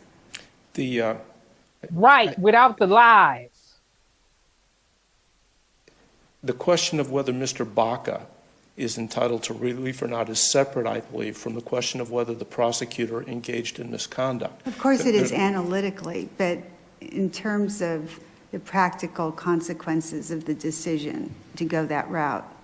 Well, the very same court did reverse his conviction based on the other prosecutor ground, misconduct. yeah, I know, and then they come back and they do it again. And that's because they thought in that case that the prejudice was not something that could be harmless, and I think that's realistic. That is. Let me put it in somewhat different terms. You work for the Attorney General, right? I do, Your Honor. Okay, and the Attorney General may prosecute. Yeah, correct. They do. Has authority to do that. Correct, Your Honor. Now, is the Attorney General aware of the situation? The Attorney General is not. My supervisor I'm not interested in. There's only one Attorney General. Okay. The Attorney General aware of the situation? I have provided no report to the You will provide this information to her in the next 48 hours. I will, Your Honor. Okay. And she could, or somebody in her office could prosecute these cases if she thought that this was a serious matter that was not being handled by the local authorities. There's an authority in California. Absolutely, Your Honor. And has that happened? Has an investigation been done? Have any steps been taken to show that California does not condone prosecutors getting on the stand and lying to the jury in a criminal case? Anything like that happened? In this case, Your Honor? Yes, in this case. I guess my answer is, I suppose, other than the criticism from the Court of Appeal, the answer to that is no. Well, the Court of Appeal is not work for the Attorney General, right? Correct. Okay, so anybody from the Attorney General has any, is there any idea to prosecutors across the state that if you get on the stand and lie about it and get caught, you are going to have to deal with the Attorney General and possible prosecution for perjury? Well, anything like that? That has not happened, although, as I said earlier, I do not believe... Any particular reason why that has not happened? Well, the reason I have not done it is because I do not believe the proof shows that Mr. Weingrad lied. The Court of Appeal... Have you done an investigation? Have you sent out... I mean, normally when you have a crime, or potential crime, you send investigators, you talk to people, you take evidence. I have not done that. Have you done that? I have not. You have the authority to do that, do you not? My office does. With the approval of your supervisor? Yes, and she also has prosecutorial discretion. But so we could, without question, we have the authority to do those things. Yeah, well, I have to say that your office, now under a prior Attorney General, but your office fought tooth and nail to keep the 1998 sentencing transcript away from the Court of Appeal. No. And if I could address that, Your Honor, I agree that that does not look good. No, it looks terrible. But here's part of the reason why that was not inappropriate in my view. The Court of Appeal certainly, and Mr. Hennessy should be commended because he's the one who fought to bring this all to light as the appellate lawyer. But the Court of Appeal, when they saw that there was a potential problem, should have said, there are things here that we need to look at outside the record, the very things that you're talking about, an investigation, and consequently this claim should be raised as a habeas corpus claim. The problem is, why should Bacchus Counsel have had to fight tooth and nail for this? Why? Information, which was part of a court transcript. Why? But it's clear that Bacchus Counsel didn't have to fight for it. He had it from the very beginning. No. That's not so The question I address is whether or not the Court of Appeal gets to see the sentencing transcript, and your office bitterly argued that it was not subject to judicial notice and that the Court of Appeal should not look at the 1998 transcript. They nonetheless look at it, and they also look at the 2002 resentencing when it was finally readjusted because of the difference in good time, which is what Silva had been saying happened in 98. Right. And when they look at those two things, they conclude that Silva lied. But I cannot imagine that when the Attorney General's office was trying to keep the 98 transcript away from the Court of Appeal, that it was doing anything other than trying to keep information that was inculpatory of Mr. Silva away from the Court of Appeal. Your Honor, looks sort of bad, and will look terrible in an opinion when we write it up and name names. Will your name be on there? Were you one of the people that tried to keep it out? I was not. Of the Court of Appeal? I was not. And who was it that tried to that fought so hard to keep it out? It's my office, so I am in that regard responsible. But it looks like the attorneys who were involved in that were Mr. Delgado Rucci. And the letter is signed by Laura Stillwell Studebaker, whom I do not know. Are they still there? Ms. Studebaker is not. Mr. Delgado Rucci is. He currently works with me. Well, he might see his name in an opinion. But is this the kind of thing you really want to press here? Don't you think this is something that you ought to take up with the Attorney General and reconsider? Why don't we give you a week to talk to your supervisor and see if you can work out anything with opposing counsel that will avoid have us decide this case. I certainly will accomplish any task that the court directs me to, and will report on that. Get a hold of the Attorney General, get a hold of the supervisor, and see whether they really want to stick by a conviction that was obtained by lying prosecutors, And that was maintained in the Court of Appeal after the Attorney General's office fought tooth and nail to keep out a transcript that would have shown the perfidy of the prosecutors, and whether having that in Fed Third, document in Fed Third, is really going to further the interests of justice in California. I will do just that. Do you understand the question? If you do not, there is not only a transcript of this hearing, but we're on video. You can play the video for your boss and the Attorney General. And if you would like my memorandum to my supervisor, I'll provide a copy of that to the court, so you'll see what my description of the circumstances and my recommendation for what happens. It's up to you, but you're way over your time. Can I just ask him one question? This really troubles me about this case. It reminds me of Tommy Thompson. The prosecution pursued a theory of murder for hire, and under the theory that Tom hired Baca, right? That is correct, Your Honor. But well, how come was Tom ever prosecuted? No. The answer to that question appears to be no. I can find no record of it, and Magistrate Judge Walsh, as you noted in your without citation, he said that there's been no prosecution. There's certainly been no appeal. No, it's murder, so there's no statute of limitations. Correct. Is there any plan to prosecute Tom? I don't know if he's even reachable at this point. What do you mean reachable? He received $500,000, and so he could be somewhere where there's no extradition treaty. But that's speculation. But Riverside had him at the time. They put him on as a witness in the first trial. They had him at the first trial. And they didn't keep him? Your Honor. It's completely inexplicable to me that you would, I mean, he would be the principal in this murder for hire thing, unless it was a totally fabricated theory that the jailhouse snitch made up, along with the prosecutor. I have no explanation for it. I don't know. Why are you there? Talk to the Attorney General, okay? Get her attention. I will do Talk to the Attorney General and make sure she understands the gravity of the situation, and she understands that we take it very seriously. I will do it. Very seriously. It does not speak well for the prosecutors in California, doesn't speak well for the Riverside County DA's office, and speaks very poorly for the Attorney General's office. I'll make that very clear, although what I would say is I have to use the chain of command, so I won't call the Attorney General and speak to her myself. You can find somebody who will. I will. Give the word to her. I will, Your Honor. Okay, thank you. Mr. Hennessy, anything further? Thank you, counsel. We will defer submission of this case for a week. If a week is not enough, you can file a motion for additional time. If we don't hear in a week, we will submit the case and decide it.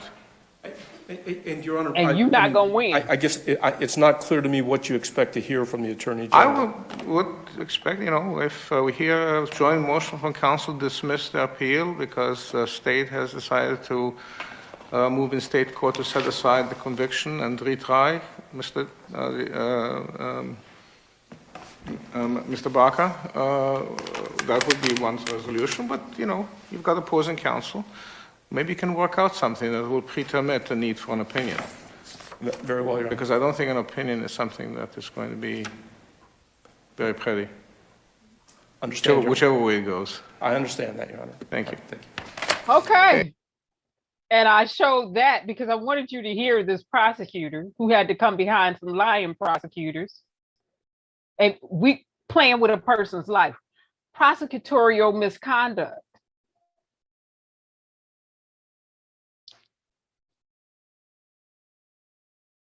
And them judges wasn't playing with him.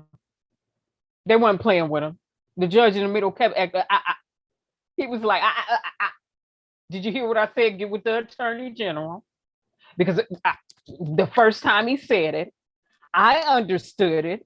If they have to give an opinion, you're going to lose and the case will be retried. And it seems as though they had to keep telling them, and we have to give our opinion. As the Supreme Court, the defendant is going to walk free. End of story. Your prosecutors lied. Not only did your prosecutor take the stand and lie, which swayed the jury to believe that the defendant was guilty,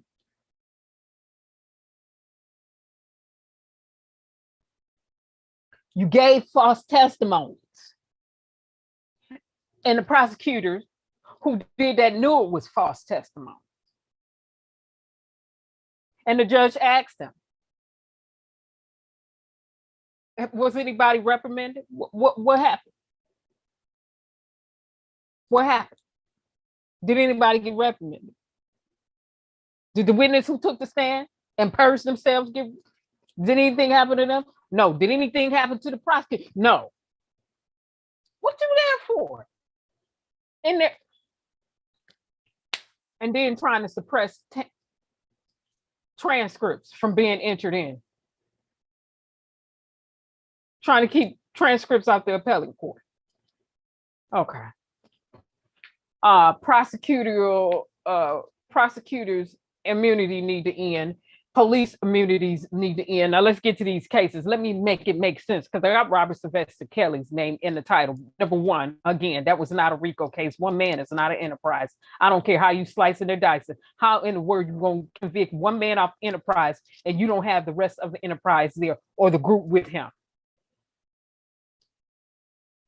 So it's going to be interesting if that hits the Supreme Court. That's going to be interesting. Furthermore, in the transcripts, in their opening statements, when the prosecutors alluded to him as a predator, that's going to be interesting. Yeah, that's going to be real interesting. The witnesses were extremely inconsistent. And like I said, we're going to look at the transcripts and read through there. And let the record show.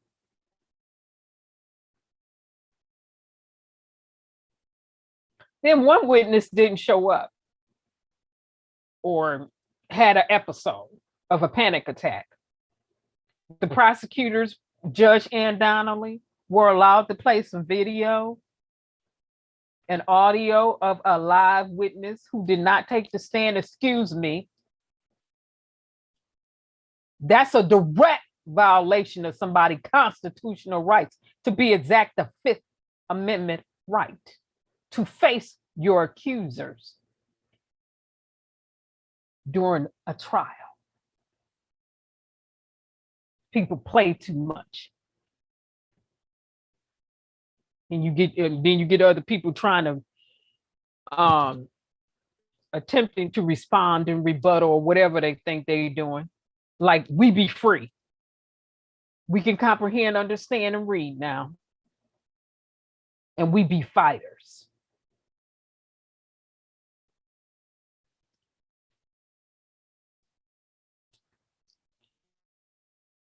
Oh, no, it's about justice.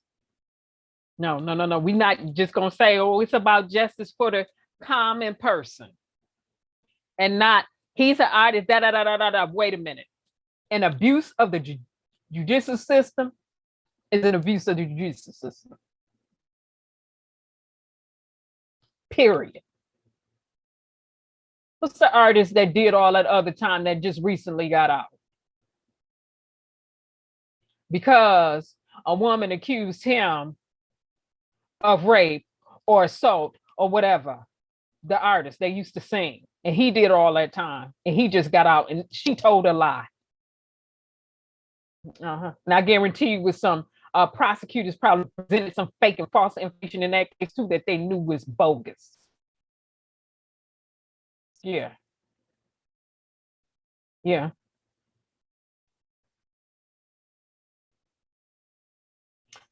One thing Tupac Shakur said when he was on trial for some bogus stuff, he said, why am I the only one being tried here?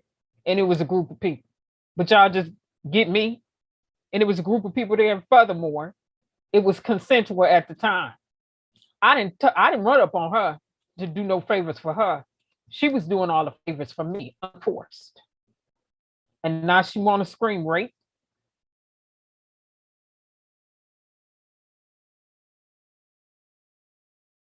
But we get prosecutors who run this type of stuff in the court.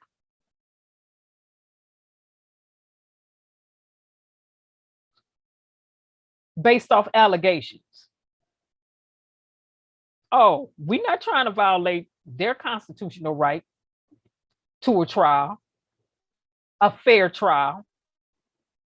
And on the flip side, we don't believe in the defendant's rights being violated to a fair trial.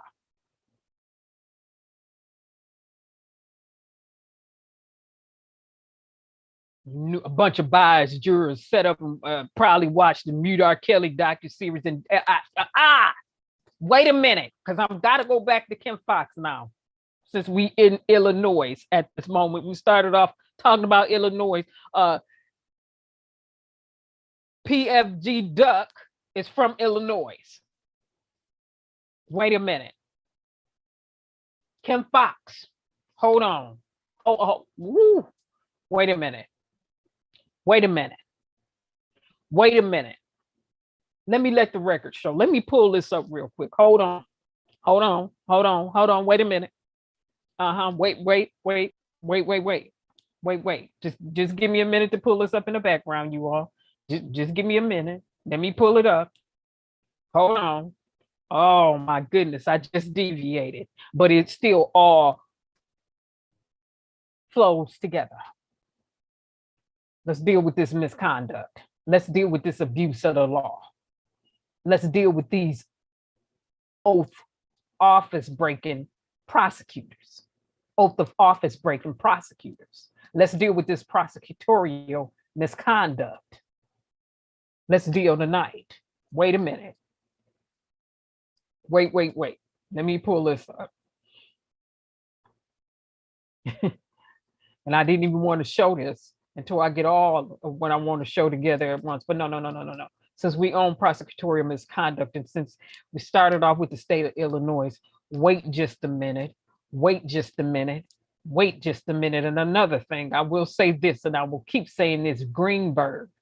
And now that I found out that Greenberg, Nicole, Tom, and Leonard, you were Robert Sylvester Kelly's attorneys. Deborah Rocanek only had 3 weeks, no more than a month, to get his stuff together and go in there and defend Robert Sylvester Kelly.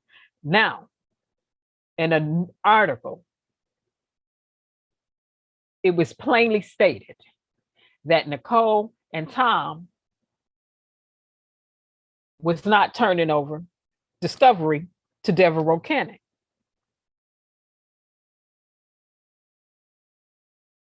And Kevin Scholar. But you're supposed to be for this man's seat, because over here we talk about bogus attorneys too, who would sit up and throw cases. Over here we talk about that too. We talk about how judges will sit on cases and run down the statutes of limitations. We talk about the games that they will play in this judicial system. Don't we talk about games over here? We talk about how attorneys will take your money and not defend you. We talk about the games they play. That's why we say we have to be cognizant. We have to be careful. We have to pay attention to what's going on. Now, as it pertains to Greenberg, it was motion that you were supposed to get in for your client. You all, not just you, because you was the lead attorney, the senior attorney.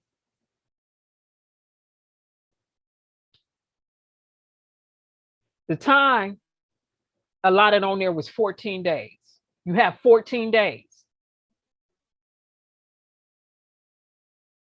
You all came back 3 months later, and Judge Ann Donnelly denied your motion because initially the motion said 14 days to respond. You wait 3 months later and didn't respond, and then that motion gets denied, when all you simply had to do was put in a motion for an extension. And people want to sit up and attempt to tell me and expect for me to believe that this was he had his best interest at heart, and this represents competence. Don't insult my intelligence like that. That's foolishness and that's nonsense. That's foolishness and nonsense.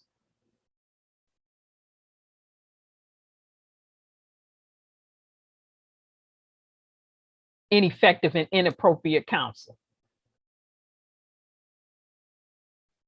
Let me pull this up. Let me go to my, while I'm on here talking. While I'm talking, I need to be multitasking, doing more than one thing at once. So let me pull this up. Make sure I'm pulling the right one up.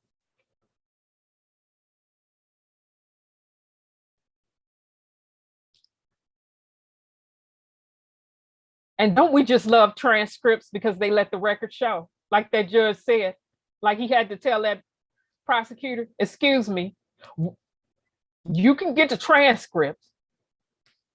Because like he wanted to understand what the judge was saying. He said it's also being recorded so you could play the video back. So you can understand. That's basically what he was saying. Now, they didn't sit up there and told him a couple of things a couple of times. And he's still sitting up there like, And the judge told him, get with the, yeah, y'all have somebody get with the attorney general. And have them intervene. Because if we intervene, it's not going to look good. If we have to give our own opinion on prosecutors lying and prosecutorial misconduct and witnesses lying to convict the man, it's not going to look good. How many times did they have to tell him that? And he's still, that lets you know a lot of prosecutors be headstrong. I showed at the beginning, New York. How you had that detective and the prosecutor down there on some bogus stuff with judges too. Running favors. The only favor you better run is upholding everybody's right. And walking in integrity.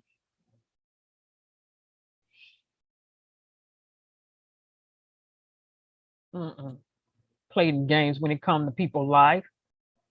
Like,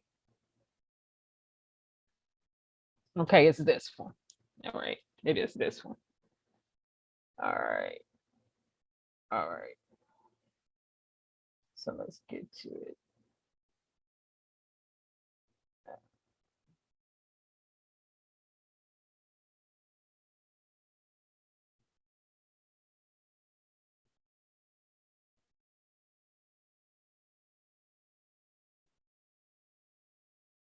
Okay, yeah. Let me blow this up, son. Go here. Yeah. Zoom in a little before I do share on this. That's good enough. All right. So let's look at this. All right. While we're talking about Kim Foxx, we're gonna run back to Kim Foxx because she's a prosecutor, right? She's the DA in Illinois. Okay.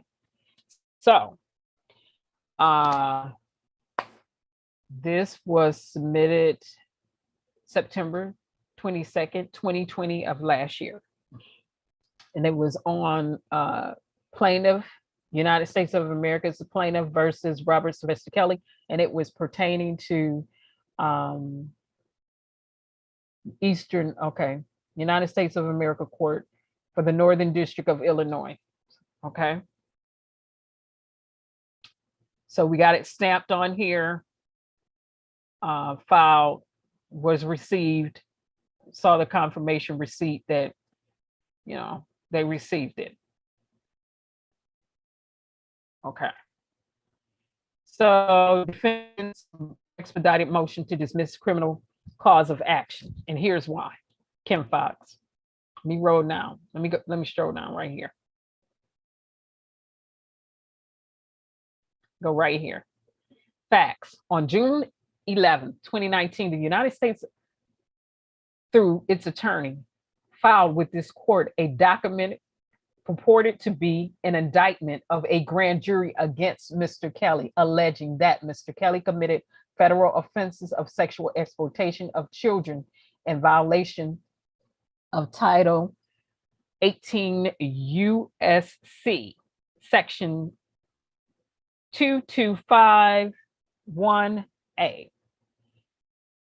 Sex trafficking of children by force, fraud, or coercion in violation of Title 18 U.S.C. Section 1591, conspiracy to commit an offense or defraud the United States in violation of Title 18 U.S.C. Section 371, certain activities relating to materials constituting or containing child pornography in violation, and I have yet to see any production of child pornography. Isn't that interesting? Everybody who was in that the other trial was grown. But let me read on. Case started in Illinois and then jumped to New York. How that happened? Started in Illinois and jumped to New York. How that happened? Well, let's work. Let's work. Let's go. Off a docuseries, Kim Fox.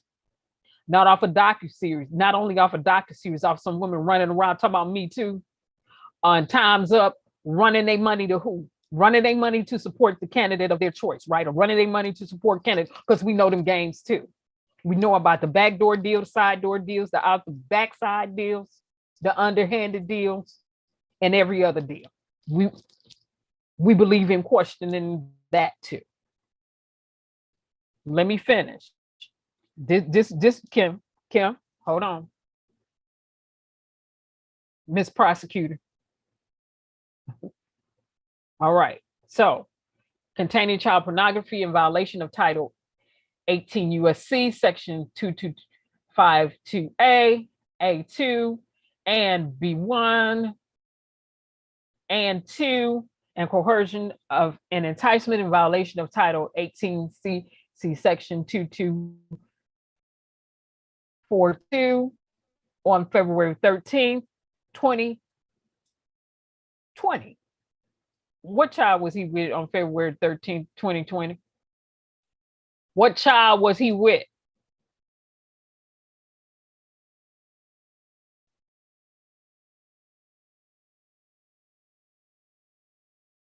Children are 12 and under.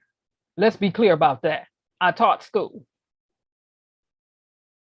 And if we want to categorize, child is 12 years of age and under. Let's be clear about that. Now let me work, Kim Fox, since we're talking about prosecutorial misconduct and prosecutors being held accountable for their actions and immunity being ended for them, as well as police officers.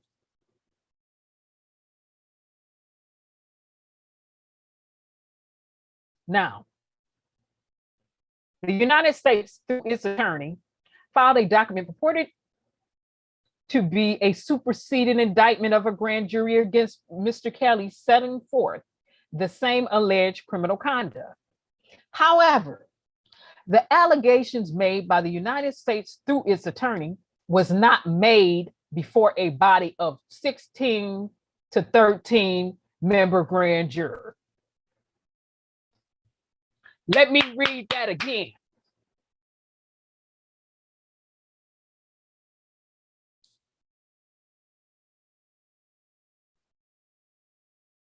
For people wondering why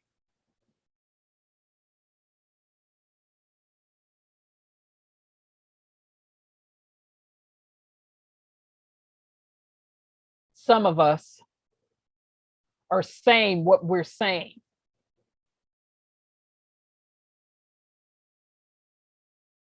However, the allegations made by the United States through its attorney, that's district attorney, right? Prosecutor's office, right? Yes or no, true or false? Prosecutors bring charges in states, right? State prosecutors, city prosecutors. This is state charges being brought. We saw Kim Fox, we heard her, she on video. We let the record show on that. However, the allegations made by the United States through its attorney was not made before a body of 16 to 23-member grand jury, nor did 12 grand jurors concur in the return of true bill indictments against Mr. Kelly, nor did a selected foreperson of a grand jury return an indictment against Mr. Kelly in open court to magistrate judge to be filed by the clerk.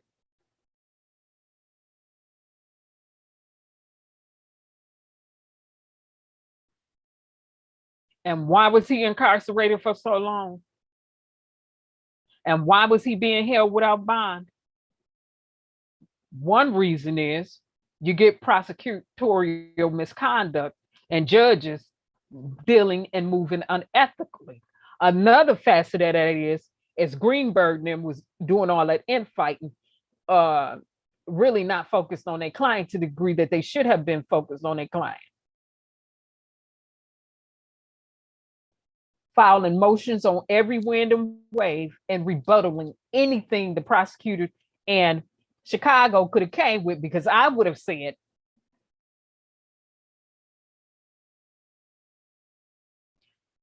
it appears as though prosecutors is having some type of collision and bringing charges and dealing with what is based on fact versus what she saw in a docuseries, when it clearly states in the docuseries, R. Kelly remained and maintains he's innocent, and this information presented in his docuseries cannot be proven to be truth or fact.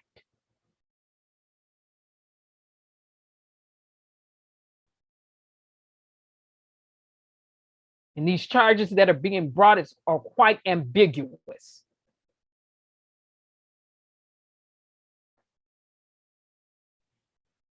They're supposed to have all this doggone video footage, and people still talking about some, where's the video footage of all this? Where the tapes at? Where the tapes at? If they had the tapes, they would have played them in New York, and guess what? They did. So let's move on. Didn't even go before a grand jury. Just, Lord have mercy.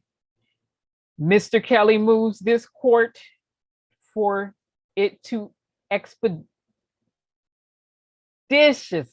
dismiss this criminal cause of action based on the stated facts. First of all, if you're going to indict somebody or hold somebody, they have to go before the grand jury. Now let's deal with state law. In Illinois, it didn't happen. We're going bound to the bottom because he did his citing.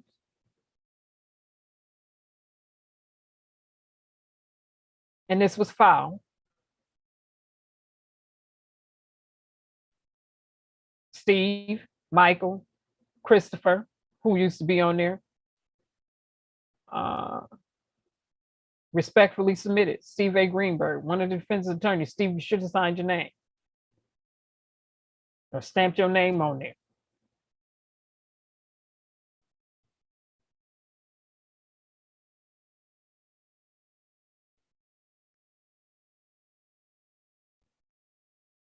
So what happened? Kim Fox, the prosecutor, because when you ran your butt out there in that news, you was like, a grand jury has found, but that was after the fact. And I don't even know if you was telling the truth then. I'm gonna have to go back and look at the date that you did that on.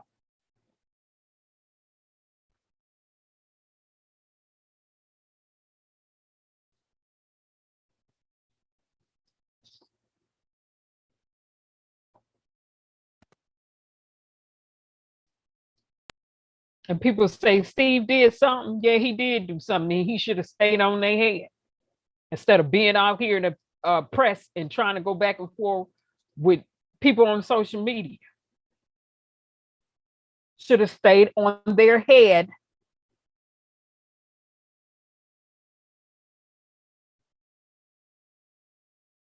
Then when he get to New York, when it comes to New York, he missing all type of deadlines. Motions for the deadline then passed. Here they come 3 months later.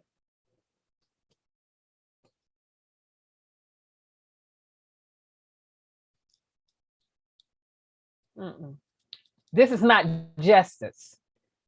How do you start off with a case in Illinois and then run it to New York? It started in Illinois. How did it get to New York? Let me say it again. It started in Illinois. How did it get to New York? Oh, they wanted to say Rico. Rico. Oh, one of the alleged victims wanted to say, oh, I was at his concert in New York. Well, so what, ma'am? You purchased a ticket to be there in New York and flew your little hips there.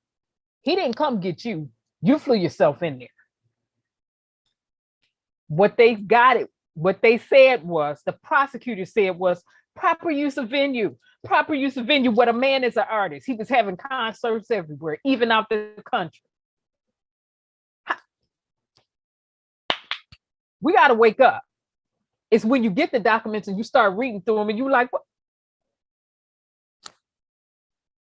you mean? He went before a grand jury in the state of Illinois, and the state law say you're supposed to be before the grand jury. But what you holding them for then? This is why we got to always stay cognizant. And we know this is not the only person this happened to. We already know that. We just watching the way you move. We know y'all, we know it's a lot of prosecutors out there that move foul, dirty, and underhanded, and as shady as they want to be. And people might say, Kerensz, you've had this thing against Kim Fox since Kanika Jenkins. No, I have this thing against people who don't have integrity.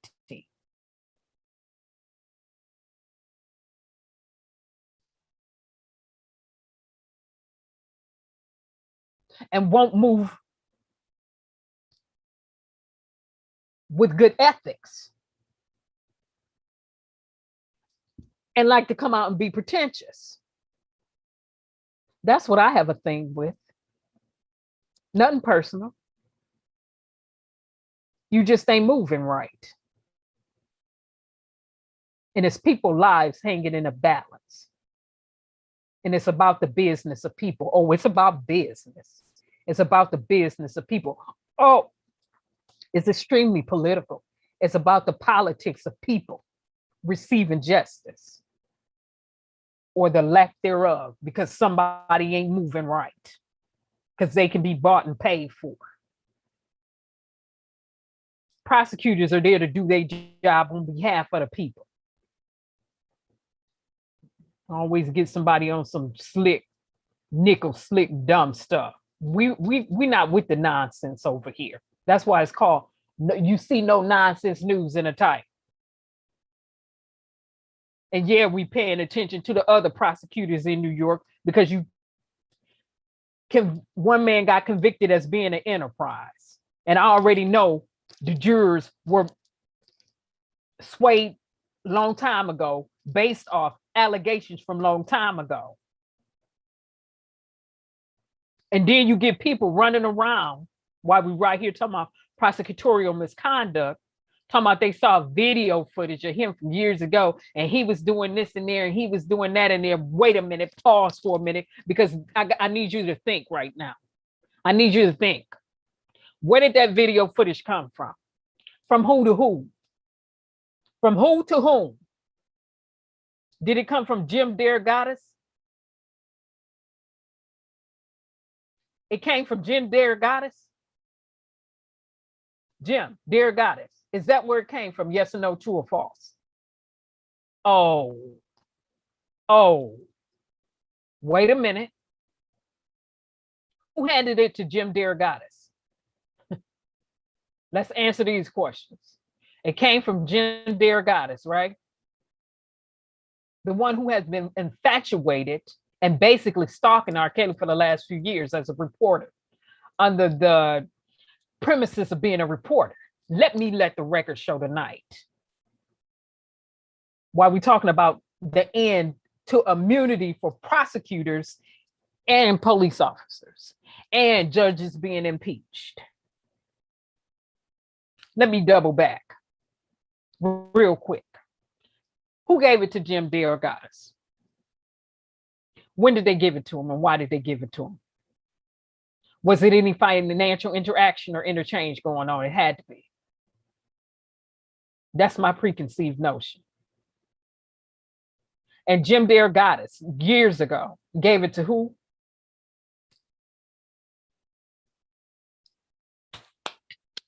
But it's something, when you're dealing with electronics, that's called authenticity and validity. When you're dealing with electronics, if you're going to present anything as electronic evidence, it has to be authenticated. Again, the video came from who? To Jim DeRogatis, and was given to whom?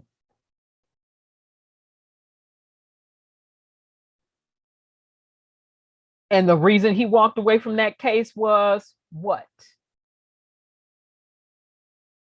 Still shot, still shot, still shots.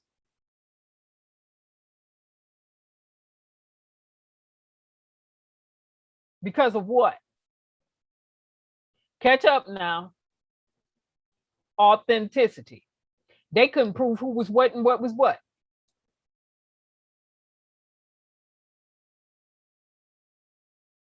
Not only that, they couldn't prove the child's age. Not only that, her parents said that wasn't her. Not only that, she was saying with herself that wasn't her. Parents were like, that ain't, hold on, wait a minute. What?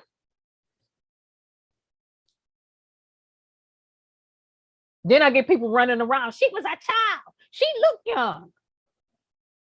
If I cut my hair short, I look young.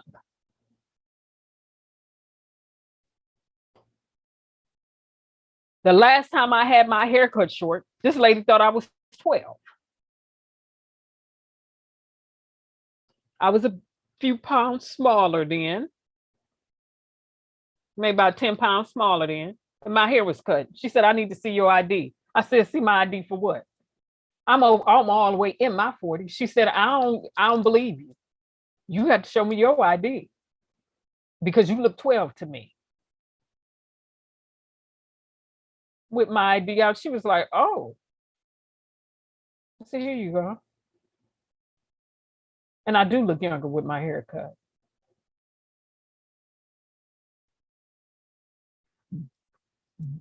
But VHS ain't confirming nobody's age. Birth certificate confirms the person's age. Identification confirms the person's age. And anything you submit better be authenticated. And we want the chain of custody. You can't run that nickel slick over here on me. That don't work. We believe in science and a lot of it. Kim Fox, what was you doing? I'm gonna pull that video back up. When you ran yourself out there on video talking about the grand jury had just came out with it, and I want to know if that was before or after. Prior to or after.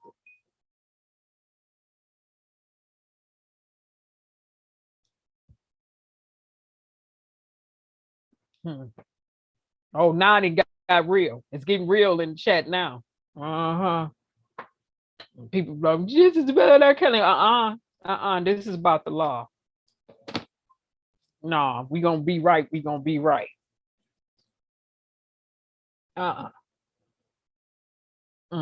We don't have time for foolishness, and it's enough of the slick stuff. See, because people have bought into all the speculations and the conspiracies and the theories about this man's life. And he has said all of his life, even to this day. He said, I am not guilty. I am innocent. He has not snitched on anyone. What people running out there lying to me, he get ready to snitch somebody. He would have snitched a long time ago and cut his time down a long time ago. He ain't turned on a single soul. The thing about him is he has been completely silent. And we all know he started singing like a parrot, ooh-wee, Susie.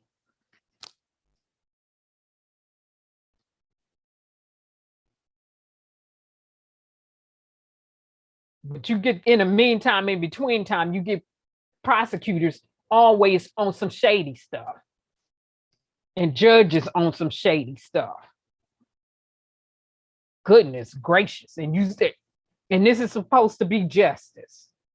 This is supposed to be a fair utilization of the judicial system, and this is supposed to be a person receiving a fair and unbiased trial.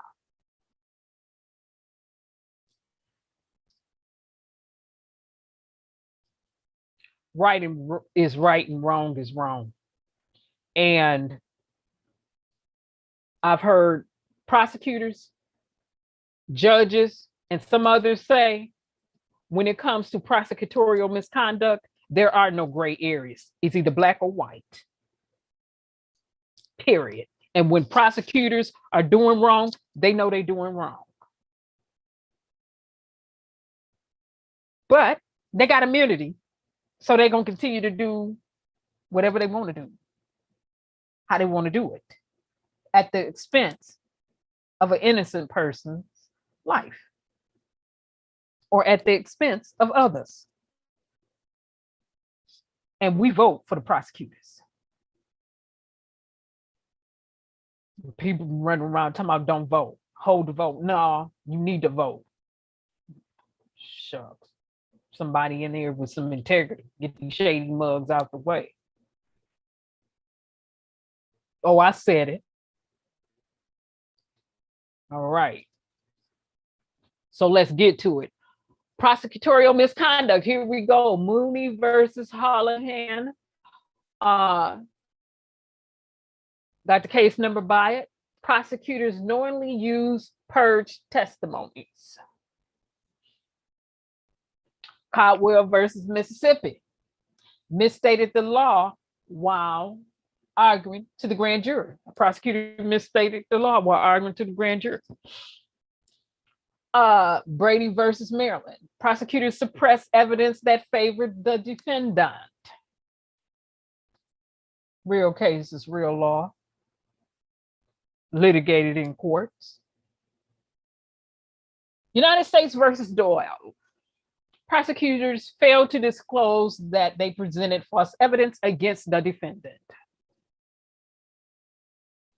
And these are just 4 cases that I brought up. We saw some earlier.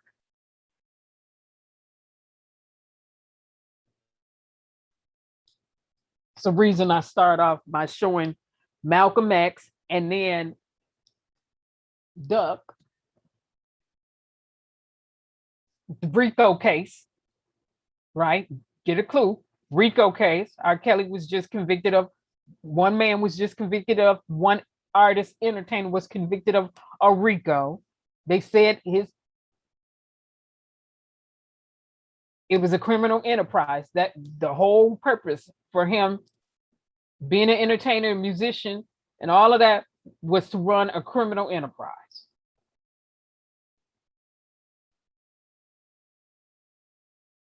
And to me,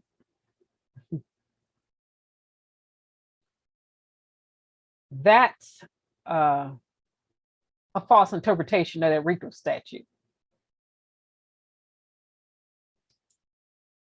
But we see some things that are extremely problematic.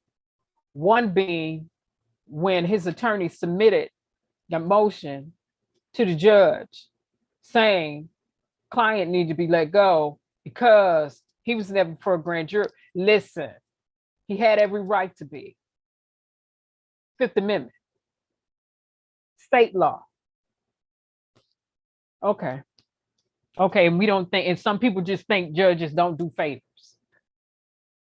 And some people just think all judges have integrity. If that was the case, it would not have been judges being impeached in the United States of America.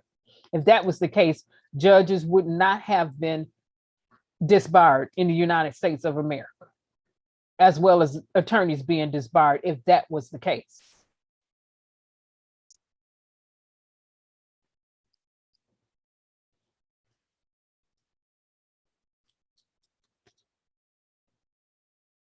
So look at the cases again.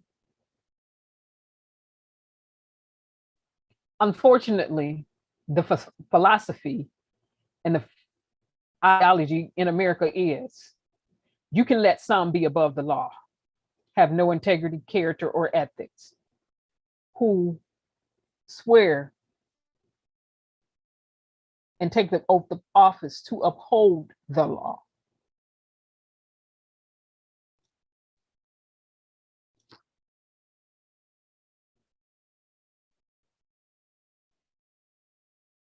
And after reading the transcripts that I have read pertaining to Robert Sylvester Kelly's case, and I'm reading some from others, like I always read transcripts anyway. But this case, this Rico right here, to me, it is so interesting. Real interesting.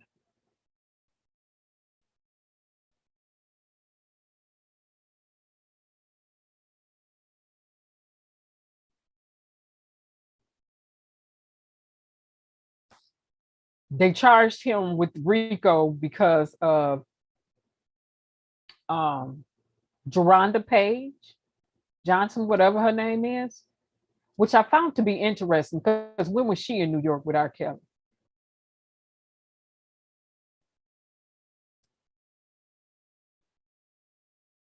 And then the rest of them were contingent upon Azriel, the Man Acts. Those were supposed to be her.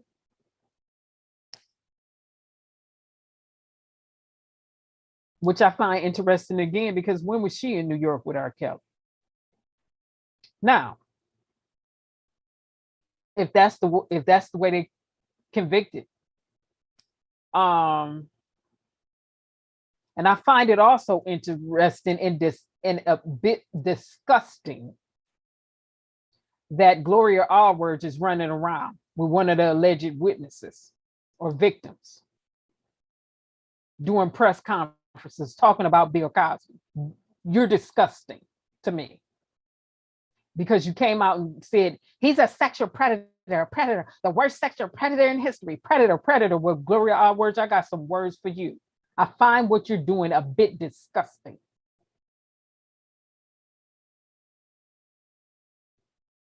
You move like a gutter sniping hood rat. Since you want to use some words, I'm going to use some words too. To me, you move like a gutter sniping hood rat.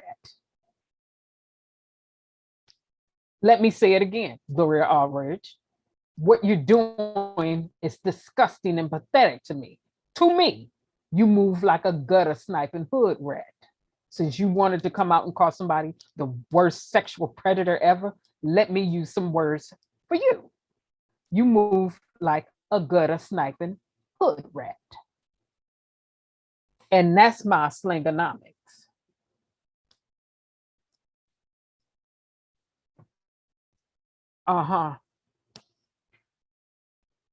See, people want to come out and use words.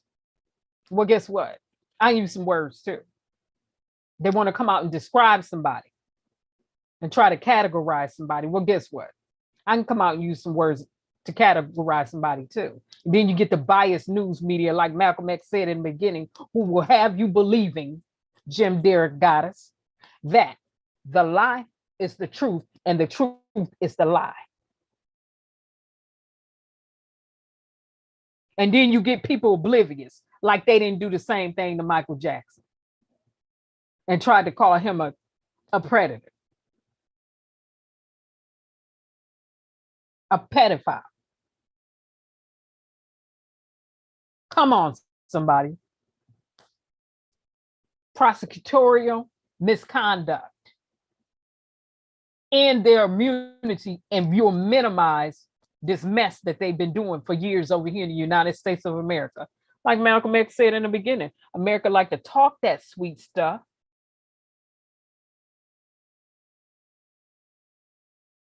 but they don't put up.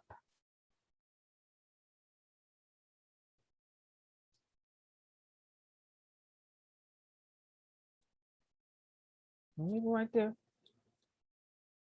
All right. Now let me pull up let me pull one more article. Let me pull one more thing up.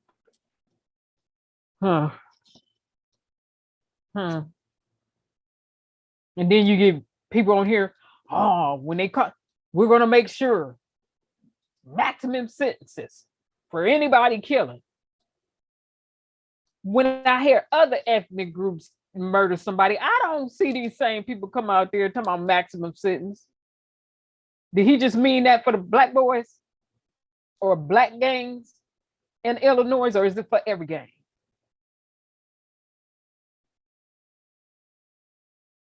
And they still got their rights to a trial. It's in the amendment. It's the Fifth Amendment.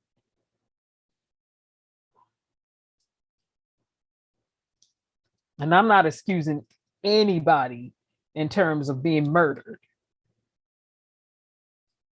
Let me go here. Okay, this is.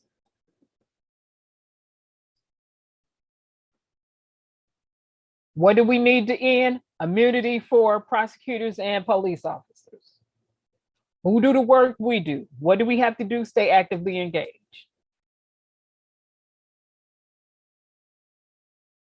Can we expect for Congress to be their own oversight? No. Can we expect for judges to be their own oversight? No. Can we expect for prosecutors to be their own oversight? No.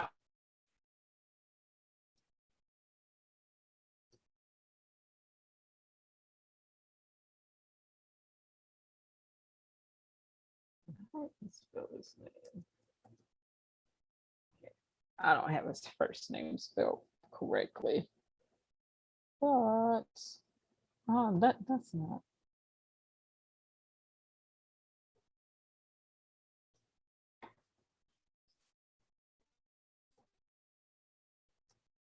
Now, Attorney Deborah O'Connor has some things to say. Now, I did see the other article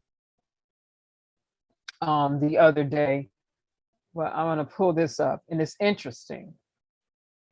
While I'm right here, before I show this one, let me go to the article on Gloria Allred. Let me turn this around really quick. I don't like the way this is.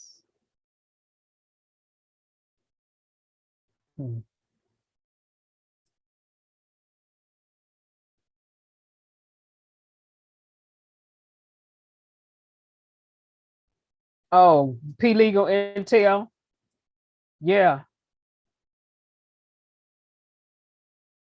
Well, you know what, P legal? One of the a former prosecutor said when it comes to New York, every day is some prosecutorial misconduct going on. Every single day.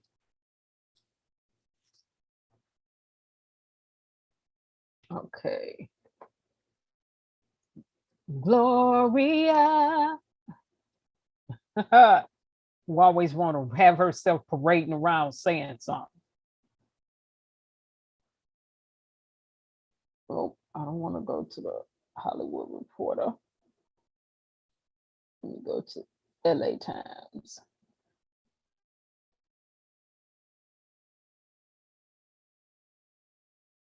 Los Angeles. Oh, got out of there. Right.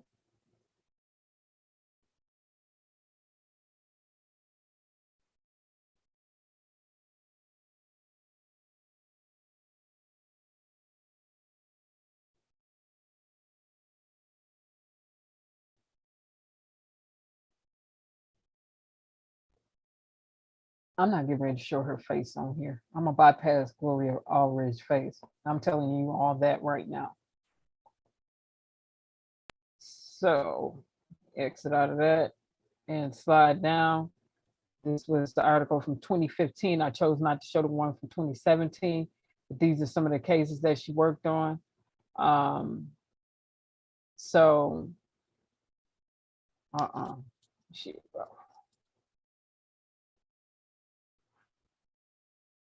she only take cases where it's a lot of money involved. Always gotta.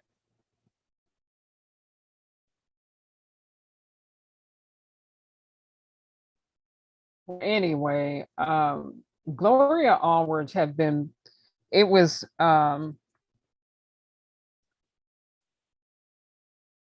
a complaint filed against her for prosecutorial misconduct. And honestly, somebody should have got her a long time ago for prosecutorial misconduct.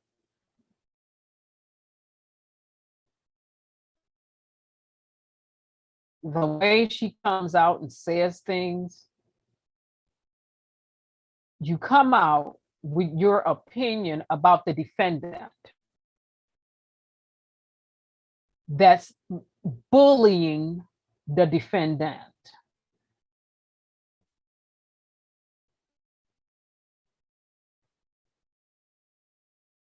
But that's her. And somebody wrote an article about her talking about she's one of the most world's renowned civil rights attorneys and blah, blah, blah, blah, blah.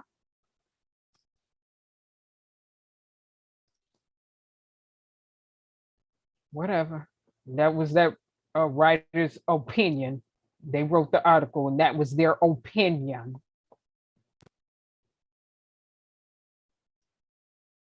But opinions are like backsides. Everybody got one and they full of mess. So we move on. While we're talking about this prosecutorial misconduct, immunity needs to end for that. And while we're talking about immunity need to be in for police, we can all say we've been in agreement with police not having immunity forever. All right, so R. Kelly, one of his trial attorneys spoke. And the thing about Deborah Volcanic is he has a background in criminal law and civil rights. Okay? So, and he was practicing when I graduated from high school. I mean, when I was graduating from high school, you practice. I don't know how long he's been practicing. He's been practicing since I was out of high school, though. I can tell you that. I'm sure he was practicing before I was out of high school too. I'm not attempting to be funny, but here it is. R. Kelly, a lawyer, defends a strategy of attacking the singer's accusers. I don't even think it was a Me Too issue. Okay, Jacob, you wrote this article and you have it. It's the way you're using the word attacking. It's called a cross-examination, discrediting.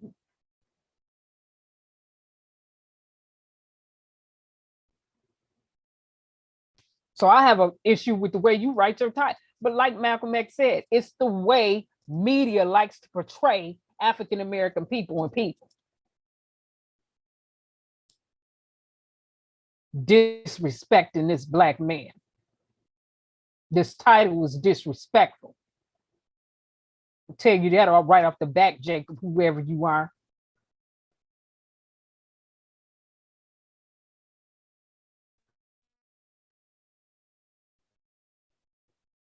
And you don't think the media like to spin narratives? You should have said during a cross-examination, because that's what it was. Let me go. Okay, so let's get here. A defense lawyers for R. Kelly who tried to discredit nearly every accuser and the singer's sex trial He tried to. You know what, Jacob? You wrote this article during the cross-examination. You should have read the transcripts if your behind was at court. And even if you wasn't at court, you should have got the transcript. You can see the inconsistency in there yourself. You either could read or write or you can't. But apparently you could read and write something because you wrote the article. But this the foolishness I don't like. People don't do research. No real journalistic integrity. Give a doggone about your opinion. We want to know the facts. Like I said, our opinions are like behinds. Everybody got one and they full of mess.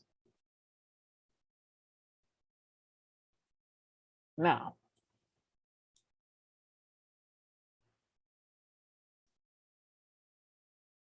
let me start over.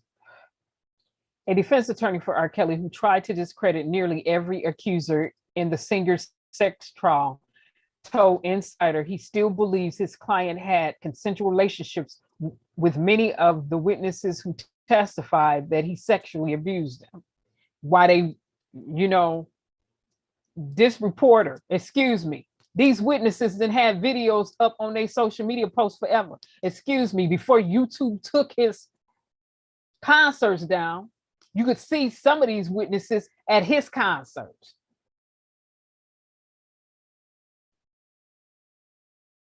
They running and coming to see him. You didn't go pay to see them. They came to see him.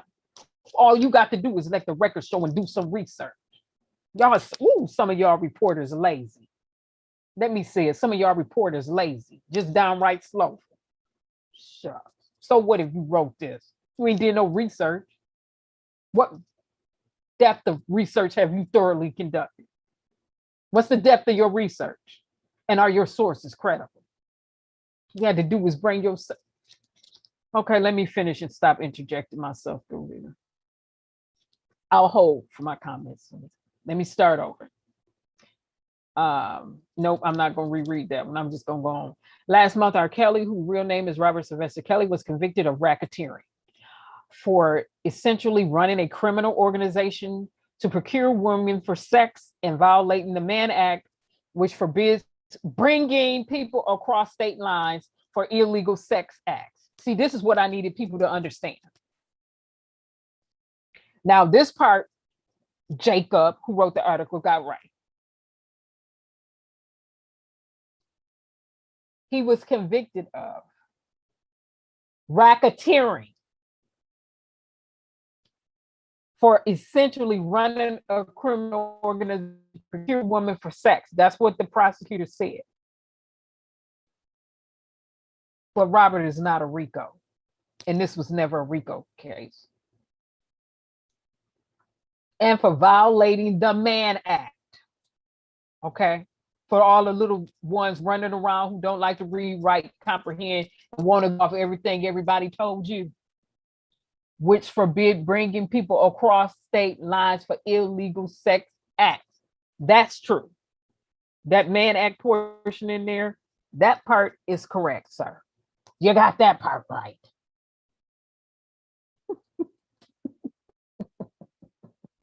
Not for being a pedophile, but for crossing state lines to have sex.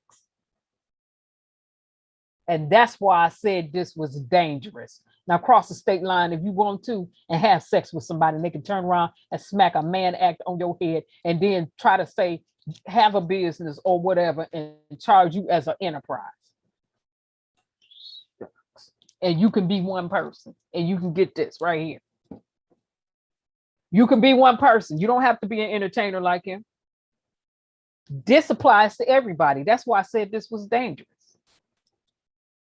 This can apply to everybody now. Okay.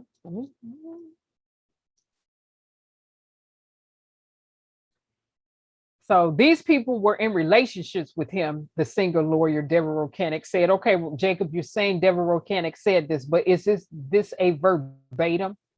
I have no confirmation here that this is a verbatim. And the reason I'm gonna pause right here and ask, was this verbatim? Is because I've done many interviews with reporters. Reporters state level, reporters on the local levels.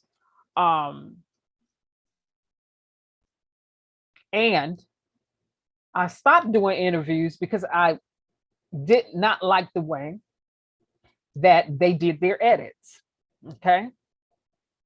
And the last interview I did, I told the reporter, we have to do a verbatim. If we don't do a verbatim, you won't be able to publish your article. I will not give my consent. I will not consent to you publishing what I said if it's not verbatim. Do you have, it was a she took her tape out and said, okay. And then I said, okay, then you have my consent. And she verbatim. I said, don't miss a word. That's why I'm asking, is this a verbatim or is this summarizing what he said? Because when you start summarizing what people said, you add your own stuff and you take away stuff, you omit things. So is this a verbatim or what? But let me read what he wrote. Okay, these people were in relationships with him. The singer's lawyer, Deborah Rokanek, said, and whatever you may have thought of that relationship, this was a relationship that they bought into. They consented, and these were long-standing relationships. I don't even think that it was a Me Too. Because like I said, women ran out there, mute R. Kelly, ran up with all that Me Too mess. Like I said, women, last year, 4 to 5 Black women got murdered every single day. I didn't hear him say a single thing about that. There are still over 75,000 Black females missing. I didn't hear him say a single thing about that. Remember, Me Too was a Black woman coming forward saying, this happened to us Black women too. And she was not the initiator of the Me Too, because the real originator of the Me Too was way older than her. Much, much older than her. And she was sexually assaulted on her jobs. On her job, being the only Black woman in her venue. Like she said, when they used to come by and fill her up and brush on her and all that other stuff. And it had nothing to do with this stuff right here that they own. They just took her stuff and ran with it.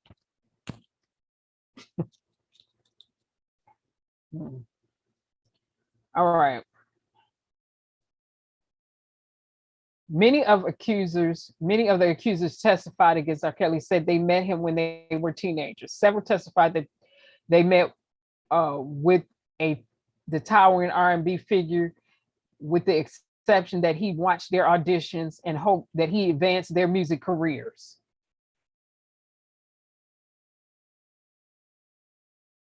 Okay, so many of the accusers who testified said that they met when they were teenagers, not kids. A child is 12 and under. Teenagers. Can we get that straight?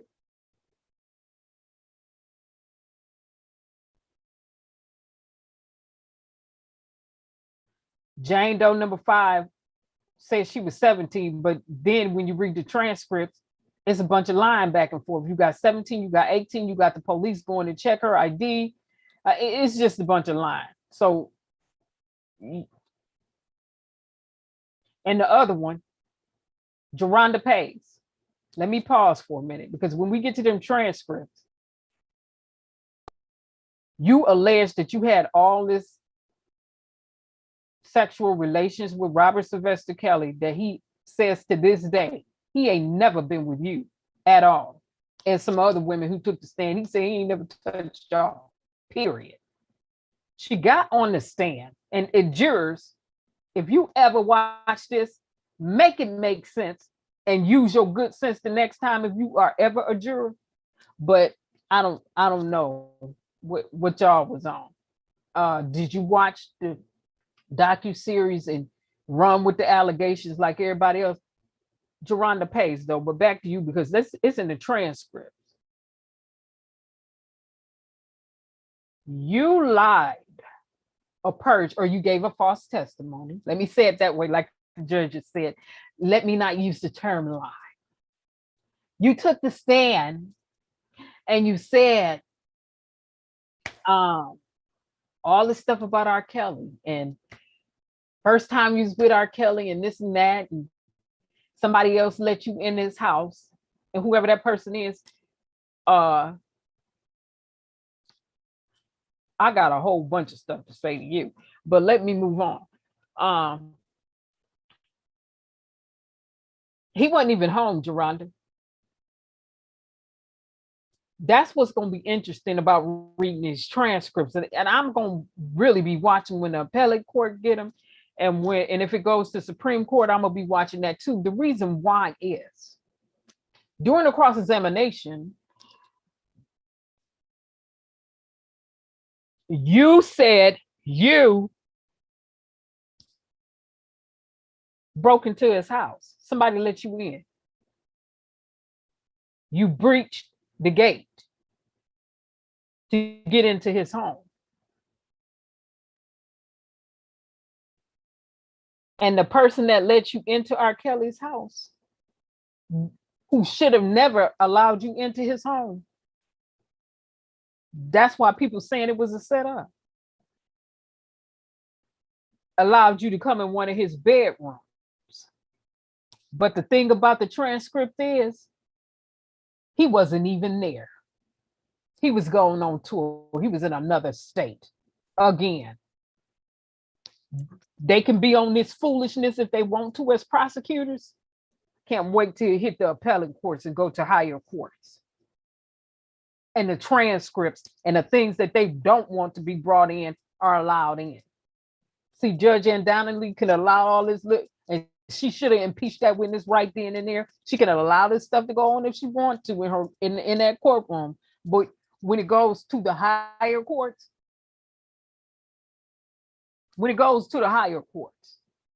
they're gonna be looking at you like you crazy, Judge Ann Donnelly, and that's my perspective because I know I would.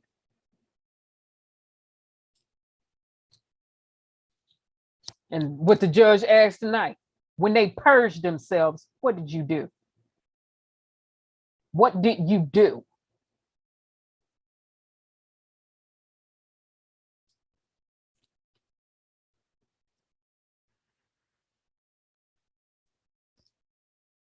I know the first false testimony or statement that they said I was to get them off.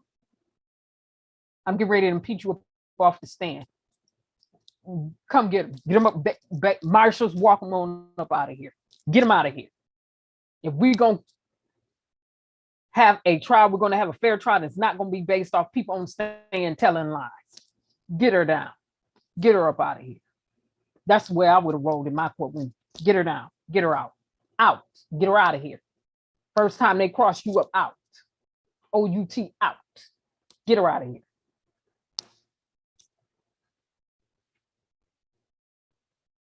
I can't wait for this to go to appellate court.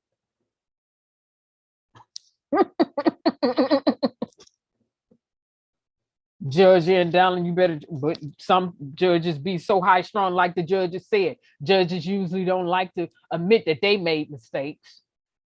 But when it hits the higher courts, where they see your mistakes and then they have to give an opinion about your behavior and your conduct, it's a different story. Let me finish reading. Many of the accused were teenagers. Several testified that they met him, auditioning, all right. Gloria, her name is in here. Right, P. Legal. Gloria, who represented 3 witnesses in the trial, told journalists after the verdict, R. Kelly used his fame and money to indoctrinate and punish his victims, made him the worst sexual predator she has ever pursued. There you go again, Gloria. And like I said, to me, you a gutter rat. You use hood gutter rat sniping tactics. To me, you are the worst prosecutor for anybody's case. You're the worst civil rights attorney for anyone's case, because you got some gutter sniping, hood rat gutter sniping ways. To me. You gutter. To me. You got some gutter rat ways. To me. As a civil rights attorney. Gutter sniping hood rat ways. Gutter sniping hood rat ways.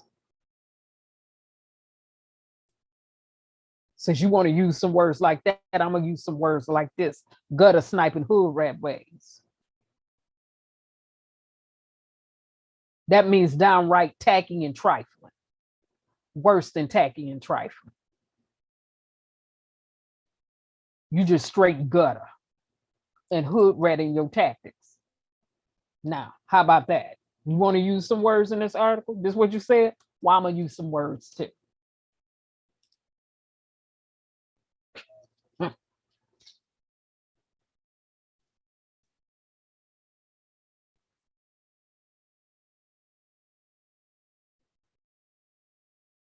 And then allegedly Tiger Woods, one of his mistresses, had to turn around and file a lawsuit against you because she said you took some of her finances. No integrity. Anyway, let me carry on.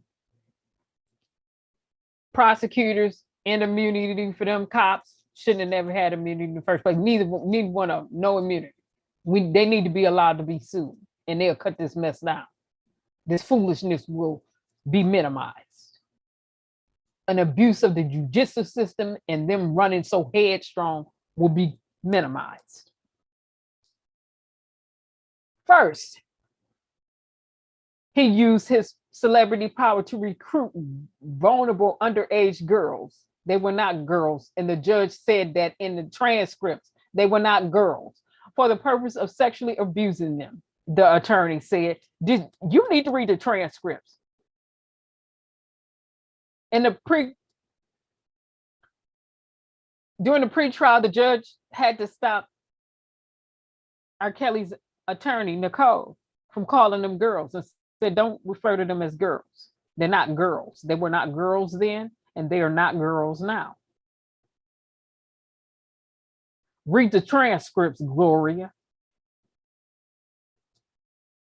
Oh, but I forgot, you gutter sniping hood in your tactics and in your ways and in the ways that you move. Gutter sniping hood rat tactics.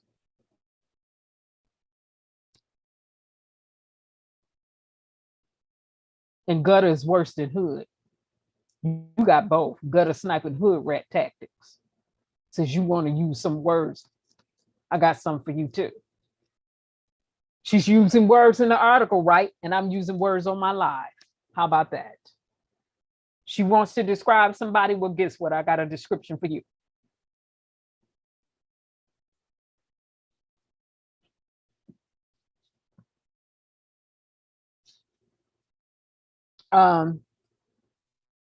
Second, he used his power of business enterprise and many of his inner employees to assist him and enable him in his plans. You know what? You and the prosecutor's goofy. In my opinion. Goofy 1, 2, 3, 4, 5, 6, and 7. How many were y'all goofy? And this is an abuse of the judicial system.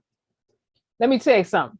First of all, he didn't have to use his celebrity power to recruit no underage girls. The judge said they were not girls. They were not girls.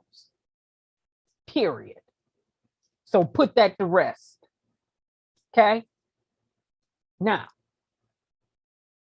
girls 12 and under. That's a girl.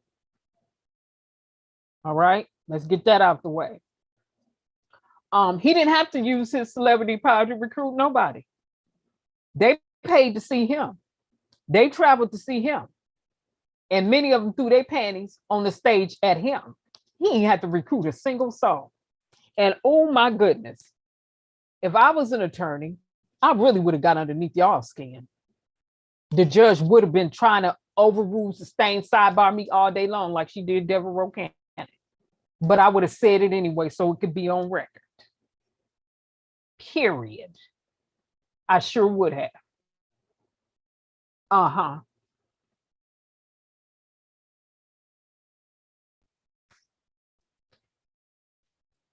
Talking to. Oh.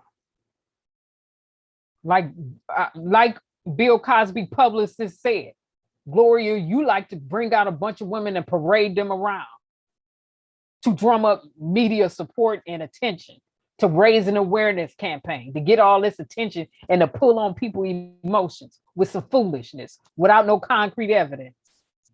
Where are the rape kits? Where are the police reports? They non-existent. Sit yourself down somewhere and hush your mouth, lady. Oh, goodness. I did not mean to be this long. Oh, it's 12 o'clock. Lord have mercy, Jesus. All right. Woo.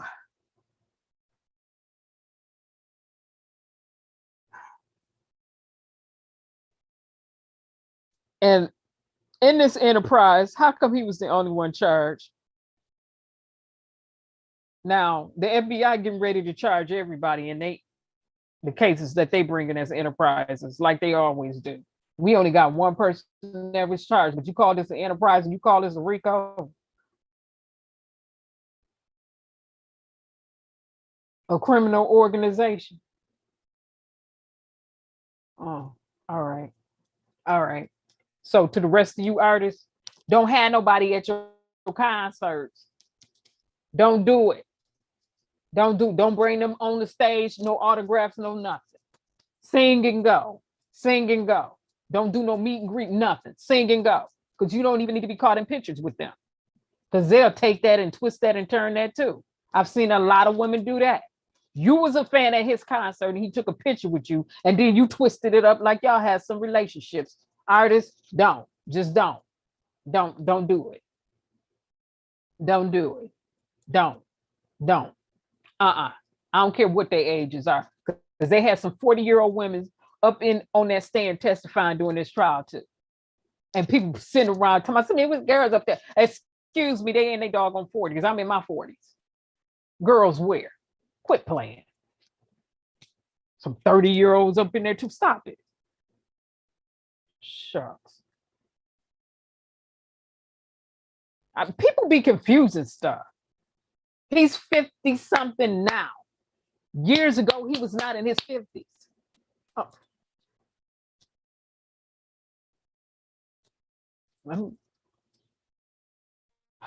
This is why prosecutors need no immunity and cops don't need no immunity either. Their immunity needs to be revoked. We need to fight and pass a law. It's a battle right now with the police officers trying to strip immunity away from them and make sure they're held accountable for their actions. And prosecutors don't need immunity either. Period. As prosecutors question 9 women, 9. See, because I got people running around. It was 40 people that testified against them. Some of them were just professionals to say, yeah.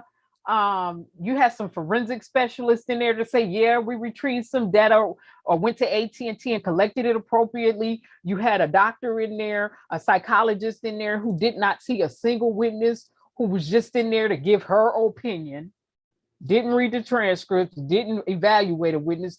She was just in there to give an opinion. And in my opinion, from my perspective, they would have been better off having Dr. Phil in there because he did interview the ladies in the R. Kelly docuseries. They should have called him, but they didn't like what he was going to say. I'm going to tell you that right now because he called every last one of them deceptive. He said extremely deceptive, and he couldn't find the truth anywhere. So why didn't they call him? That's his profession, and he actually interviewed them. She didn't. So for people running around saying it was 40 women and 40 men that testified against him. No, some of them were just experts or just coming in to confirm, yes, we retrieved this. Yes, we was here to police officers, homeless, things like that. So let's put it again as prosecutors questioned 9 women. How many women did they question? 9 women. One of them was flaky, and then she faked out, and 2 men about sexual encounters with R. Kelly, and those men lied. They should have been impeached. They couldn't even. In the verdict, their testimony was a non-factor. Period. Prosecutors need to be charged for that too. That's an overreach. You bringing in all these people to paint this person as such a bad person. What? It's going to be interesting in them transcripts because they didn't even know when the iPads came out. Up there talking about we was being taped with an iPad and iPads wasn't even out. If you, I would have said, get them out, get them out. Get them off the stand, out. I'm impeaching the witness says, oh, if I was a judge, oh my good, off the stand, get off the stand. Nope, we're gonna break for 5. Get them off the stand. Let's regroup. I sure would. Get them off the stand. Get them up out of here. No, I'm not. See, we've had too much. It's different when you are just having a block, a serious brain freeze. That's different versus you done brought your butt up there on the stand. And with prosecutors, you're doing fine in their questioning. And then you get asked a simple question by the defense, like, and what was he taping you with? Well, in early 2007, he was using this iPad or whatever to tape me. No, he wasn't. That wasn't even out there into the general public. Off the stand. See, stuff like this.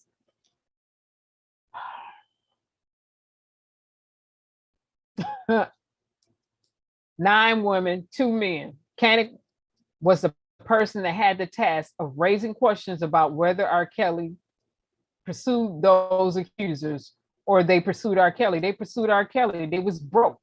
They didn't have nothing to offer, and I'm gonna make that plain. That's my perspective.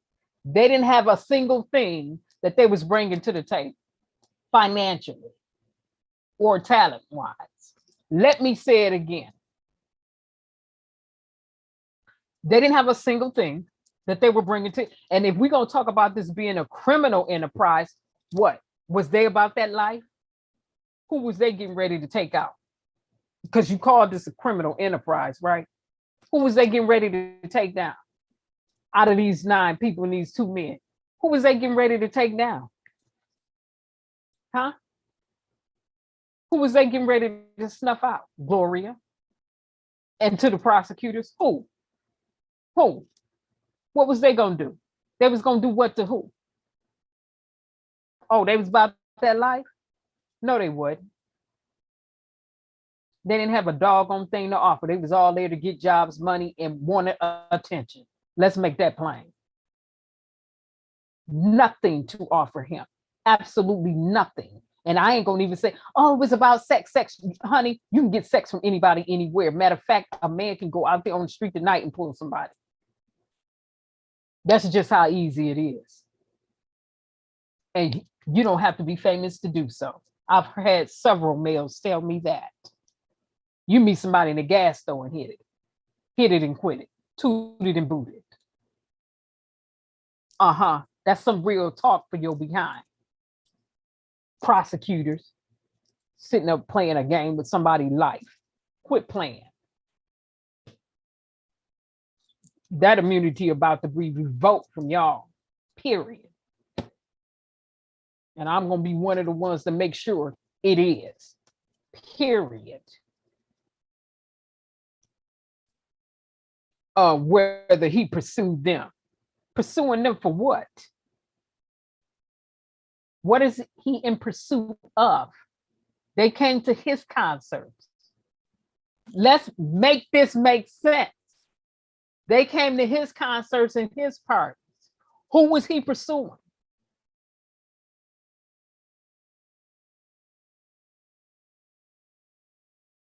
When you're pursuing somebody, you searching and seeking them out. He wasn't searching and seeking them out. They showed up to his stuff and paid to get in there.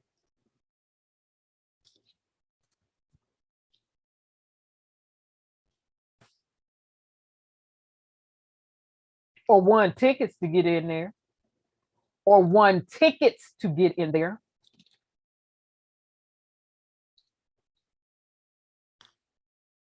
And you prosecutors wasted the court time with your prosecutorial misconduct to present what?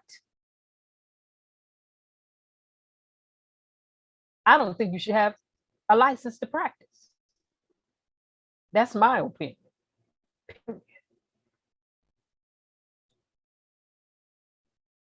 This is not a Rico. One man is not an enterprise.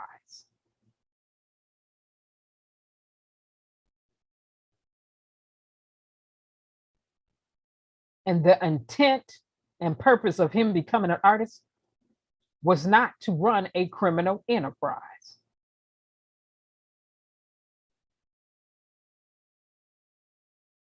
Who pursued whom? They broke, don't have no money. Who pursued whom? They running after him. He didn't have to run after them. Those was the broke ones. And to Sony and these other companies now playing a game with his money and his music and his copyrights and his publishing rights. Stop playing. Yeah. Ooh. Lord help these people today. Of the 4 on R. Kelly's legal team, he appeared to do the most work. Of course, Deborah Rokanek was going to do the most work. When we read that opening argument by Nicole, and Nicole being from the state of Michigan, that was some foolishness. You've just been on some straight foolishness. In your opening statement, you messed up. Your opening argument. You did. It's in the transcripts.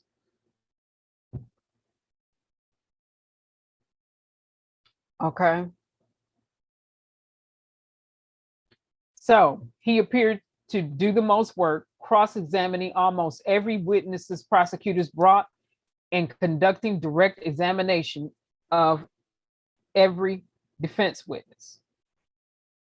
And he only had a couple of weeks to do it. Go, go, go.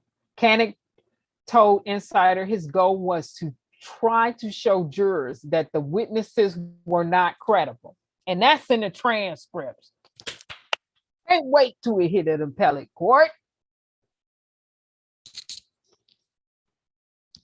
Ooh. Those witnesses were up there being inconsistent. Then you have witnesses who testimony during the trial didn't match what they said to the FBI under oath.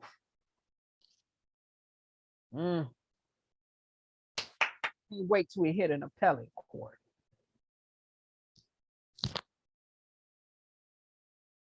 It's called false testimony, right? It was a reason why we were watching judges at the Supreme Court level giving opinions and questioning a prosecutor tonight. We believe in doing things with purpose over here. We weren't watching that video earlier for no reason. And the case that we were watching had already transcended the appellate court and hit the Supreme Court.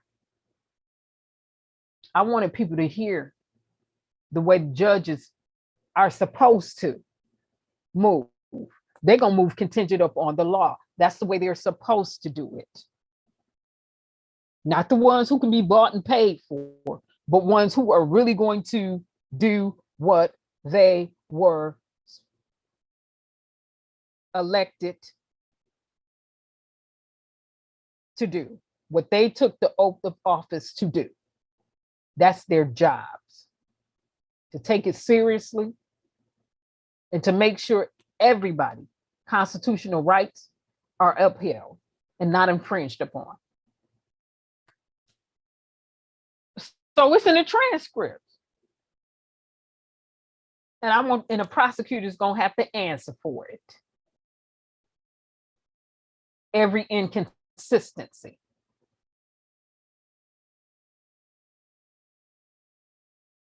And the thing about lying is this: when you tell one lie, you got to tell another to try to cover up the other lie. Then you got to try to tell another lie, tell another lie, tell another lie. And then sometimes you don't remember the first lie you told. And it's on record under oath.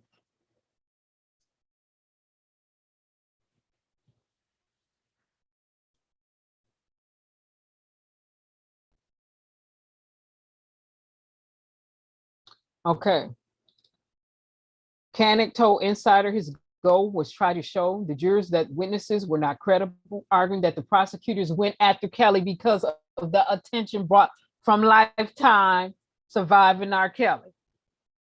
And that has some validity to it because Kim Fox ran her butt out there as a prosecutor. Come on, somebody. With a whole bunch of other women and men who ran their behinds out there. Talking about mute R. Kelly, take his music off. Messing with his livelihood.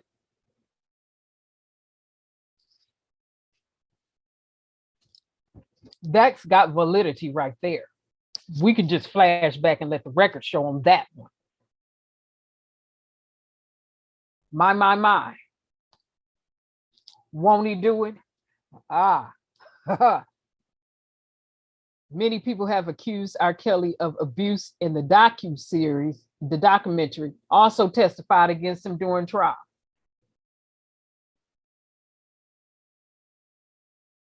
According to Koenig, Kelly's relationship with girlfriends, many which he had simultaneously, were each independent of each other. Listen, I'm a one-man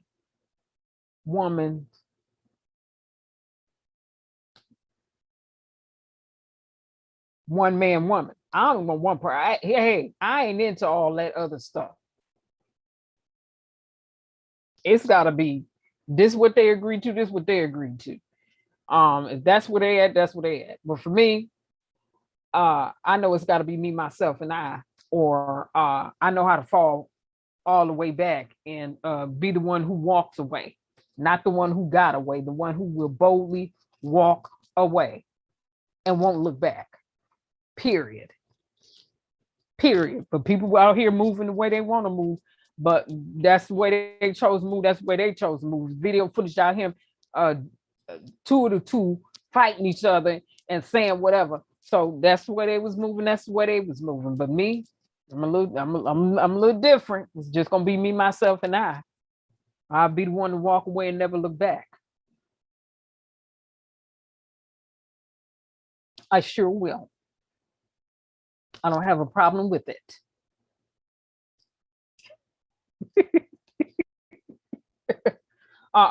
We ain't doing that there, swapping juices and stuff. Oh, that's a whole nother conversation. They were basically stringing a bunch of independent relationships together, he said, adding, I was hoping that the jury would be strong enough to see the witnesses were not credible and that it was not a credible case. The jurors disagreed, finding R. Kelly guilty on all accounts. And I'll tell the jurors again, if you found him guilty on Rico right off the bat, you don't understand what a Rico is, period. No one man is a Rico. No one man is an enterprise. And you didn't understand the purpose of why he became a musician. It was not to run a criminal organization. You didn't understand. I will say that. You either didn't understand or you already had your minds made up when you got there with preconceived notions. That means it was not a fair trial. If you either didn't understand or you already had your minds pre-made up, which means it's not a fair trial. It's either one or the other. Period. Those are the only two options. And you all know about options because the judges gave them to you. Come on. But then the prosecutors were allowed to change language too. That created some confusion. All this was a bunch of confusion. Kerensz tried to discredit accusers who said Kelly sexually abused him. Kerensz gave the defense team's closing statements, arguing that Kelly's love life may have been unusual but not criminal, and it wasn't criminal. He invoked Martin Luther King, paraphrasing, "I've been to the mountaintop asking jurors to acquit R. Kelly." And again, for the news media who ran out there and said he compared R. Kelly to Martin Luther King, no, he didn't. He used it in a closing statement and asking them to be fair.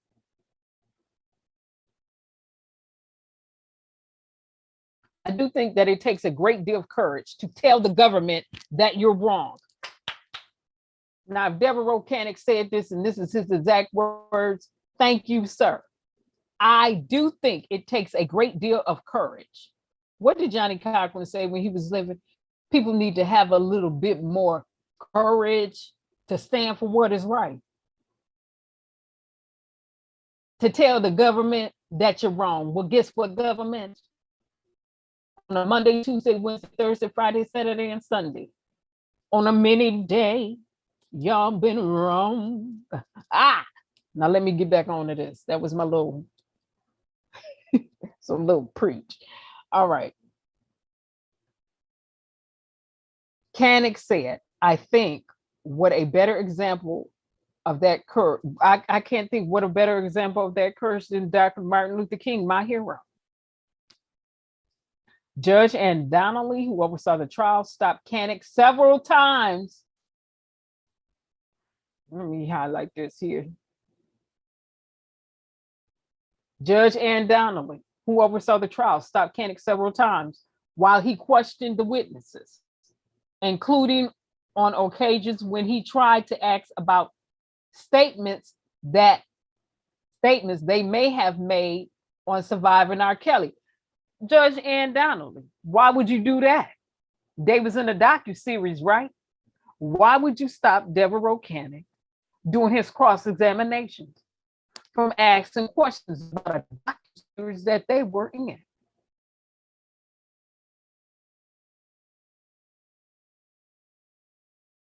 That's how this all came about.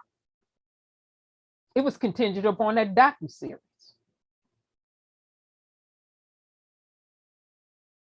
Again, I want this to hit the appellate court. I definitely would like to see this go to a Supreme Court. He would be behind bars a longer time, but I want the Supreme Court to walk the dog on this one right here. Because they're going to read through those transcripts.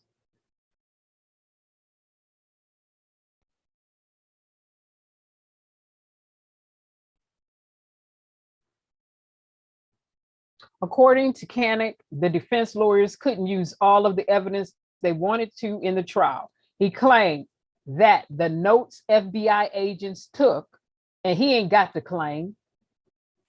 He don't have to claim that. He's got the evidence. Jacob, to the one who wrote the article, he don't have to claim that when he got it in his hand. That's called best evidence, right? When it's on writing right there in your face. Goodness.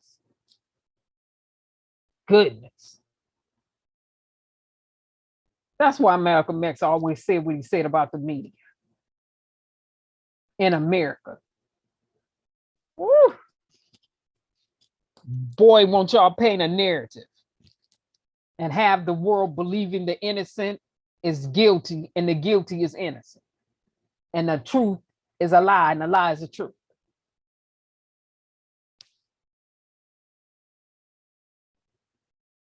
And people say people just need to use common sense. No, everybody don't have common sense. People need to use good sense. Common sense is not so common. Lord have mercy. According to Kerensz, the defense lawyers couldn't use all of the evidence they wanted to use in trial. He claimed that the notes FBI agents took while interviewing accusers told more complicated or more contradictory stories about Kelly's multiple girlfriends. Deronda Pace had no relationship with the singer and was a mere groupie, Kerensz said, even as she testified under oath that she had a sexually abusive relationship with Kelly for 9 months. That's the one he tore apart. Because you got up there and said you was there that day and he was on a tour while you was up in his house. While you ran across that fence to get in his house and was in his bedrooms because one of his former employees allowed you to come up in there. That's in the transcripts.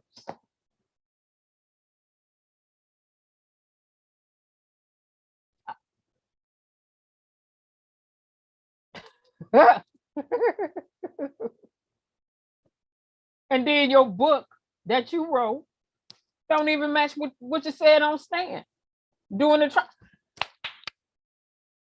Somebody better work, because the book that she wrote is also considered best evidence.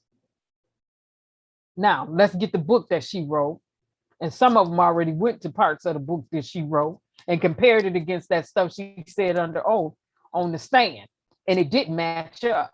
Some stuff didn't match up.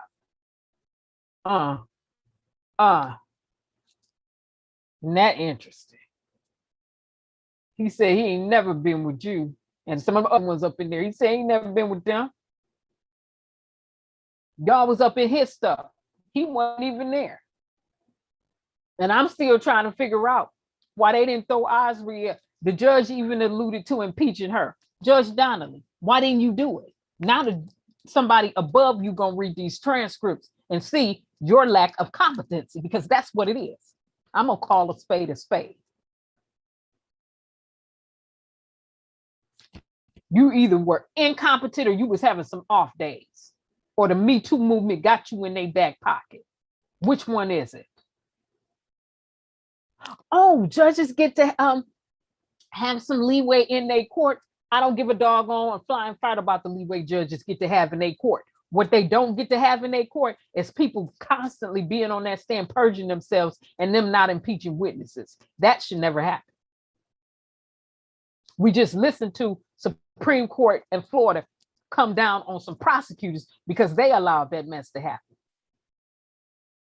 And do you think that it's going to be given some leeway to a judge who allows such foolishness to happen? She better.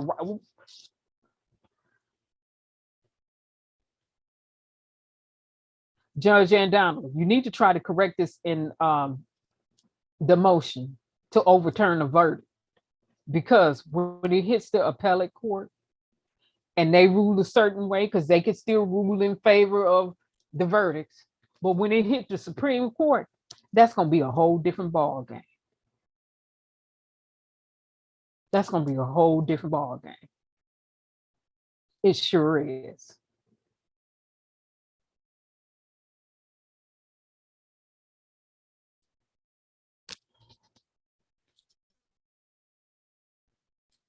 Kerensz alleged that the parents of another woman who testified under a pseudonym, Faith, that was you, why you out here doing press conferences with Gloria Allred? So stop it. Directed her to pursue Kelly. The woman testified that Kelly repeatedly sexually abused her over the years, gave her herpes, made her eat feces on camera. Nope, that wasn't Faith. That was the other one. What was her name? Okay, I forget what her name was. Made her eat feces on camera. Pause for a minute. You could not have came into a courtroom if I was a judge and set your butt up there on the stand and said somebody made you eat feces, because I would need to see your doctor report from behind you eating the feces that you alleged that you ate.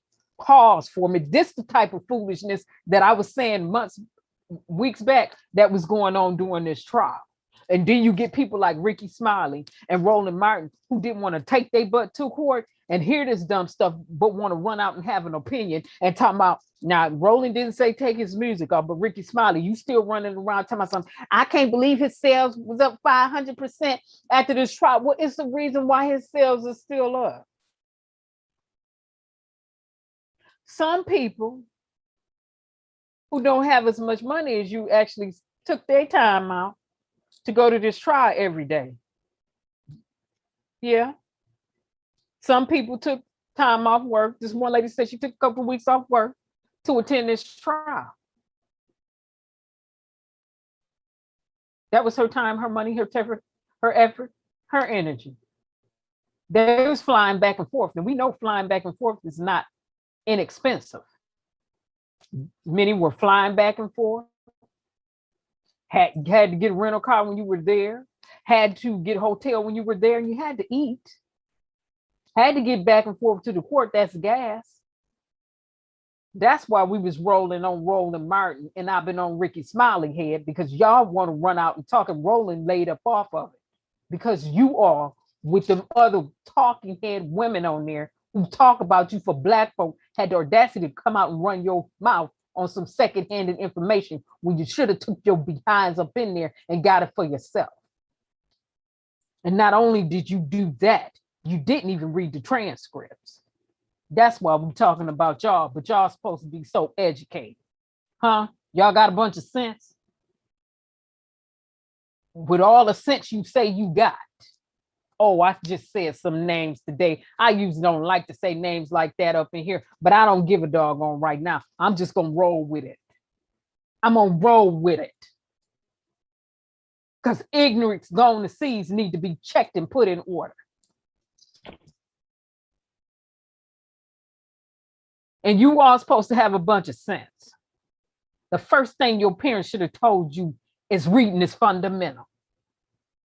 That's fundamental. Nobody got to tell you nothing when you can read it for yourself. You should have at least had the audacity to get the transcripts and read them. Instead of going off with the sensationalistic news media. We already know how news media have dogged and slandered and butchered African Americans' personalities and their persons in this nation. That ain't new. That's not new. And you get dumb stuff like this right here. Somebody gonna take the stand talking about somebody gave her herpes, and you can't tell who gave you herpes or not. We already showed a real scientist and doctor over here break that down. Unless you were still a flower and that person deflowered you and then you had it. But even in that, you could have got it from parents or anybody else. So we can't even really use that. Oh my goodness. And we looked at forms of herpes, chicken pox, shingles. Oh my goodness. Oh my goodness. But that's what happens when you listen to real doctors and you believe in real science. And you ain't on all of these hyperboles and this foolishness. Ma'am, made you eat feces on camera? They didn't show that in the court. Is nowhere where video footage was showed you in court eating feces.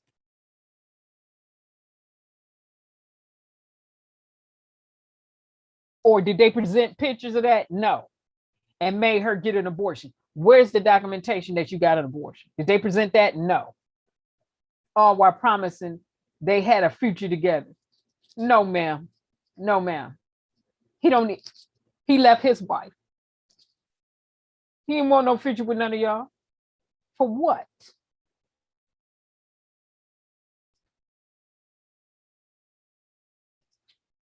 Judge Ann Donnelly. This is not going to look good in appellate court in the transcripts when you let a witness take the stand and talk about somebody made them eat feces and no documentation was brought in from a doctor to verify that. Because over here we know when a person eats feces, they can develop a disease.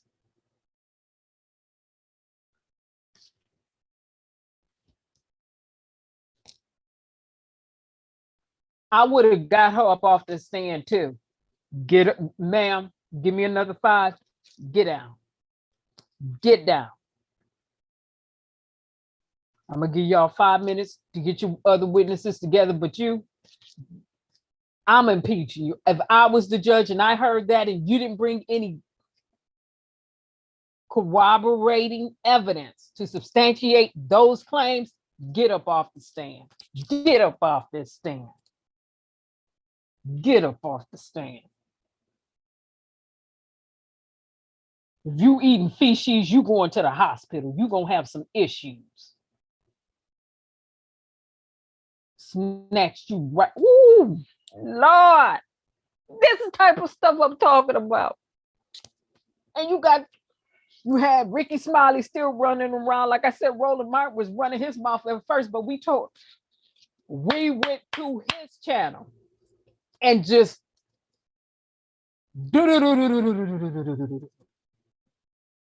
couldn't rebuttal back. That's right, move along, because you got called out for not being there. Remember? You're syndicated. And people that were there called your syndicated behind out for not being there and reporting in first person. That's right. So you had to move on along. But Ricky Smiley, somebody should have taught you better than that. You was raised by your grandmama. In part, I'm sure she taught you better than that. Like my father taught me, anybody can tell you anything. And that means, but it's your responsibility to search a thing out. And here it is. Eating feces. I would have impeached you. Whoever, I forget what her name was, but I would have impeached you right up off that stand. I sure would have. And said, listen, you're on the taxpayer's dime in here. We do not have time for these games and this foolishness.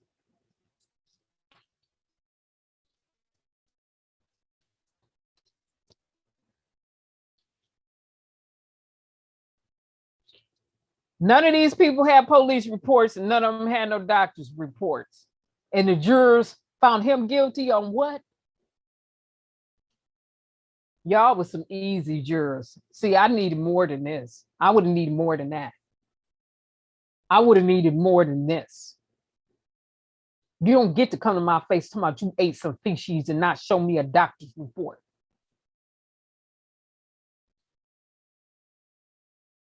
You don't get to bring yourself up there talking about, oh, I had an abortion and not show me the records. Where is it at? Where the evidence at? Where is that? You want to take the stand and say that. People want to say, oh, HEPA laws, HEPA laws. No. You just took the stand and said that. Run the data, run them papers, run it, run it. See, dumb stuff like this being said. People running around here. He got content of pedophile. And they ain't read a doggone thing. Just out here running their mouth like motors. Woo, Lord, help us today. While cross-examining the accuser, Cannon grilled her about whether she was twerking. But I remember I mentioned that over here before at a concert where she first met R. Kelly. He told Insider his questions were an attempt to demonstrate to the jurors that Kelly wasn't preying on these women, but they pursued him as well. Yeah. Now this is Jane Doe, Osriel Clark. The video that YouTube removed, you were on there twerking at that concert. Let me say it again. The videos that YouTube removed, you was at that R. Kelly concert twerking on the speaker or twerking. You was up there twerking somewhere. YouTube took it down. I want to see where you was. They need to put it back up so I can zoom in on you up there twerking. Talking about R. Kelly was only pursuing you. He wasn't even paying attention to you. He was paying attention to the rest of the audience that he was serenading while you was up there twerking, like the twerkulator, trying to be seen. See, it's stuff like this right here. And I guess some people probably thought I was fabricating a story or didn't believe the extent of what I was saying when I was saying this stuff was going on in court. Well, goodness, I was getting it directly from the people who were there, first person. And I said I was not going to listen to anybody else who was not there, first person, that was going to be partial.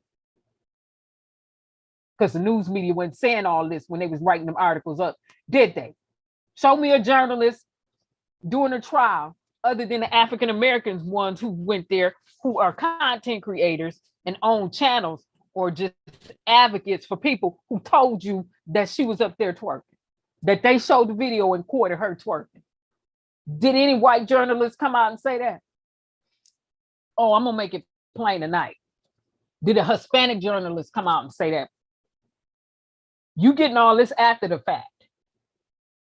During the trial, did they come out and say that? Did they come out and say that it was video shown of her during the trial twerking? Why they want to talk about all the video footage? Right, P Legal, I see you. I got the age of consent pulled up too. I got that document in the background. Did they tell y'all this? See, this is the little silly stuff I'm talking about. And this got to go to an appellate court. And then if it hit a Supreme Court,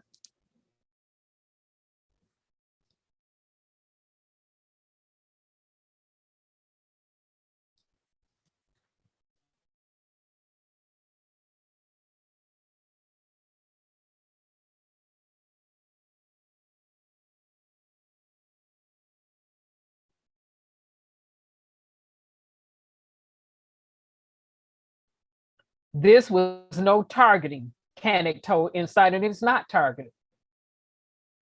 Because they still got their stuff up on social media, on my community wall tonight. A lady who's been posting stuff for over 3 years, almost 2 years pertaining to this. Well, yeah, it's been over 2 years pertaining to this. She got all their stuff off social media with their messages and everything they said from all the way back then. They acting all kinds of uncouth.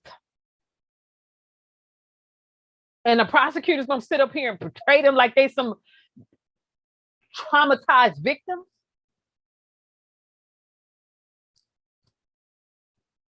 Misconduct from the prosecutors, an overreach from the prosecutors, a waste of taxpayers' money,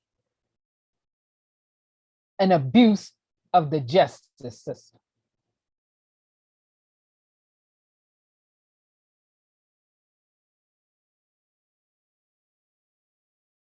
And downright false testimonies. Nobody pursued you, you pursued him.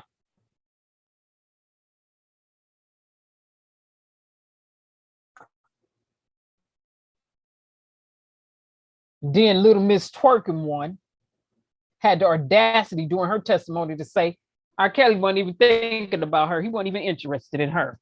But they gonna find, the jury gonna find him guilty of 9-man acts. And she took the stand and say he wasn't even thinking about her. He was not interested in her. Then she gonna flip and say he was just saying stuff and singing stuff to her.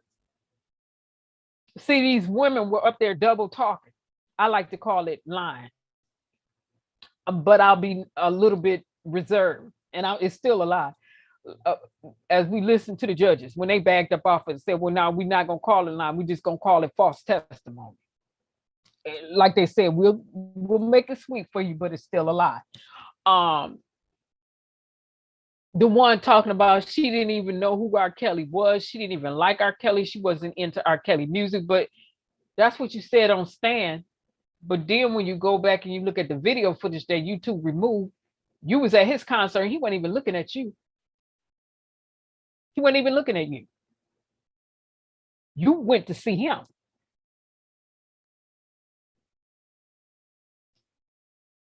Make that make sense. I didn't like his music. I went into him, and then all of a sudden he pursuing you. He didn't go see you. He didn't go see these people. They was paying to go see him. He was doing his job. Performing at his concert, singing.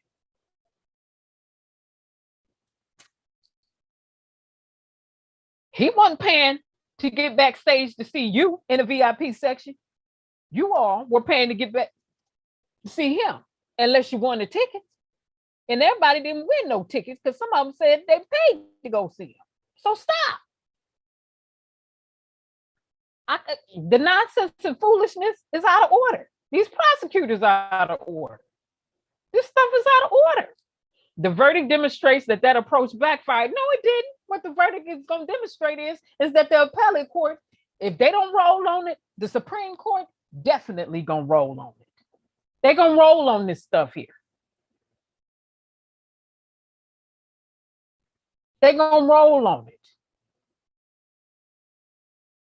Jurors may have had a tough time viewing a wealthy international superstar on an equal footing. No, what the viewers did was sit up there, and some of them did, and they're telling a lie. They didn't say they're not sitting up there watching that mute R. Kelly. That's what they did. Some of them sat up there and watched that Lifetime mess. And then came in there, you expect for them not be not, no, because you seen them twerk, you see. Oh, Lord, have mercy, Jesus. And like I said, this ain't even a transcript. When we start reading through them transcripts, you really gonna see the foolishness. We're really gonna see the foolishness. If you just think Jacob, who wrote the article, he's not even telling a fourth of what transpired. And Judge Ann Donnelly, we don't want no redactions. We want the truth and nothing but the truth, all of it. We don't want nothing redacted. No. Nope. Let the people see the truth. What you redacting stuff for? Social security numbers and stuff like that, fine, but that ain't what this is.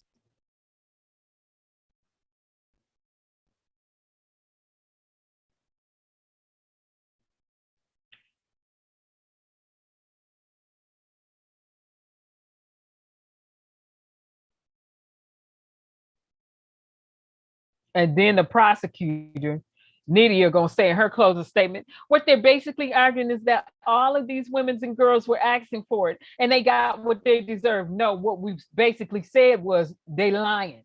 He didn't pursue them, they pursued him. And this is not a Rico.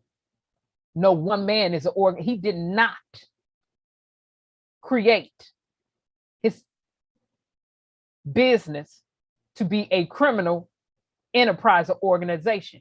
He has written for too many artists, too many.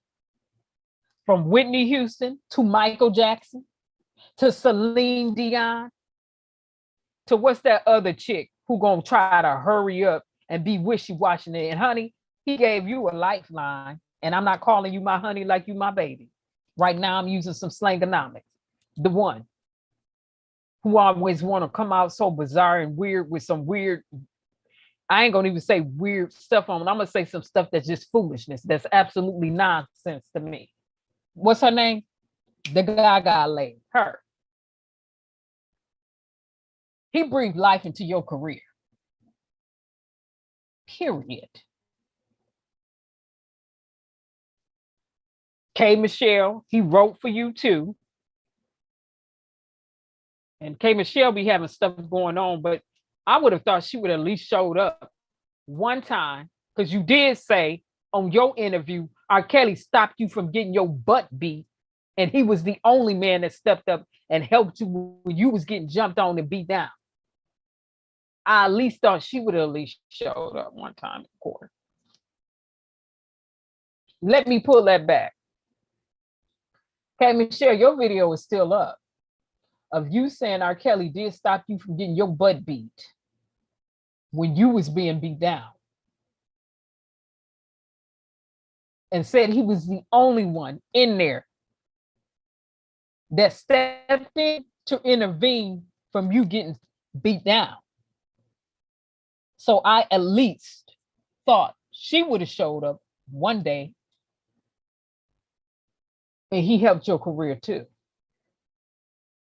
Oh, wow.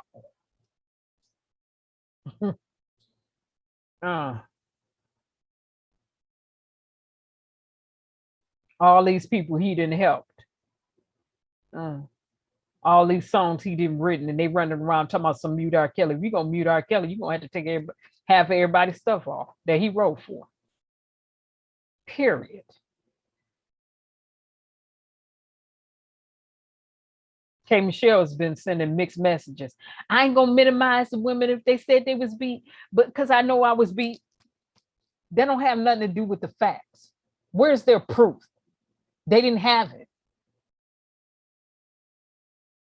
You have witnesses there that stopped you from being beat up. You said R. Kelly stopped them from beating your butt down to the ground. And he was the only one that jumped in and stopped that man from whooping on your head. Should at least showed up one day.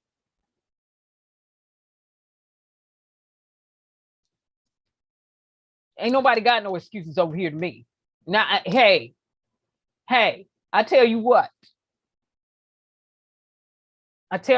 And yeah, we still talking about prosecutorial misconduct, and that immunity needs to end on them. And we're talking about the immunity when we always screaming and holler, the immunity needs to end for the cops. That's a no-brainer. But for the prosecutors, this should be a no-brainer too. But wait a minute. For the people he helped, hold on. For the female, wait a minute.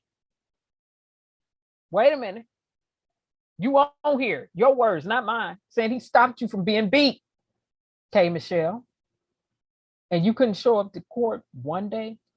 Not one day? You just torn and so hurt. You couldn't show up not one day. I tell you what, I'm a different type of female. I tell you what. I've never been beaten down by a male. And yeah, because I'd had to come back, touch that back down to myself.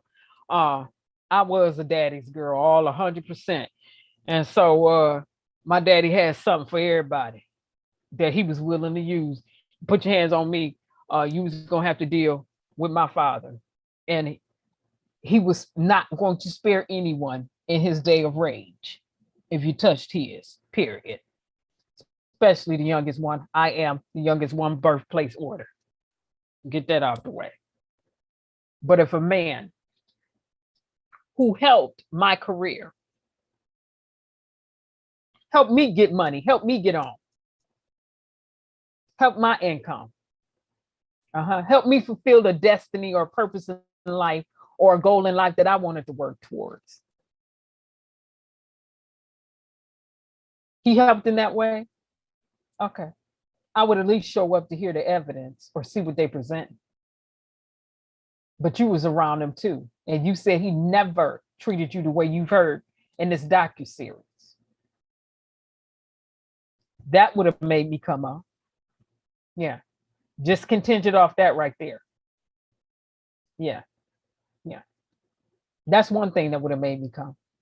At least attend a trial one day. And the other thing, the main thing that would have made me attend that trial was the fact that if any male would have stopped me from being beat down by another man, you doggone tootin', in his day of distress and what he's going through in persecution, you doggone tootin', I would have been sitting right there. At least one day. See, some of this stuff right here don't make sense to me, and I ain't on that nonsense and that foolishness.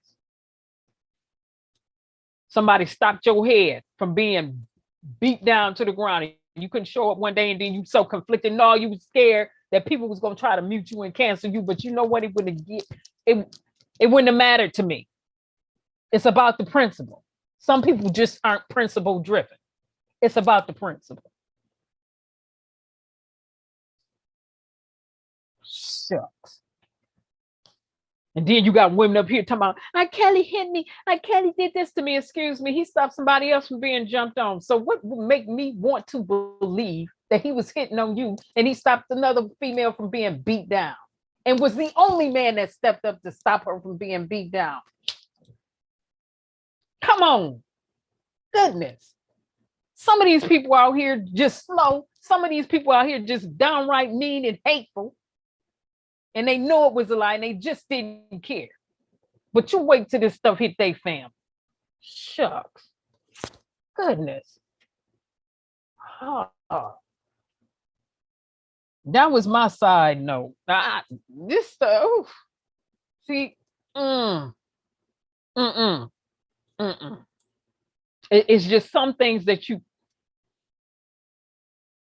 Lord, help these people. Help us. Help us. All right. Aside from Kelly's guilty verdict in New York, he faces, okay, we know about Illinois, whatever. Okay, so Kelly plans to appeal the verdict against him and is hopeful in appellate court we'll see it the way we saw it, Kerensz said. Now, this comes directly from his attorney who has the right to speak on his behalf, and he's not going to violate confidentiality he has with his client. He's not going to say anything more or anything less. Okay. He was disappointed, but he knows that he gets to live for another day. That's the verdict now. Those running around lying, talking about R. Kelly getting ready to snitch on a bunch of people. R. Kelly is getting ready to do this. Coming directly from his attorney that's doing the work.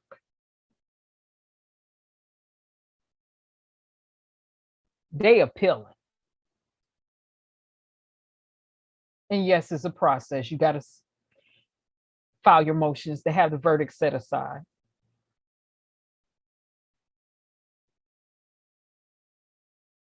And then if the judge says no to that, you proceed to appellate court.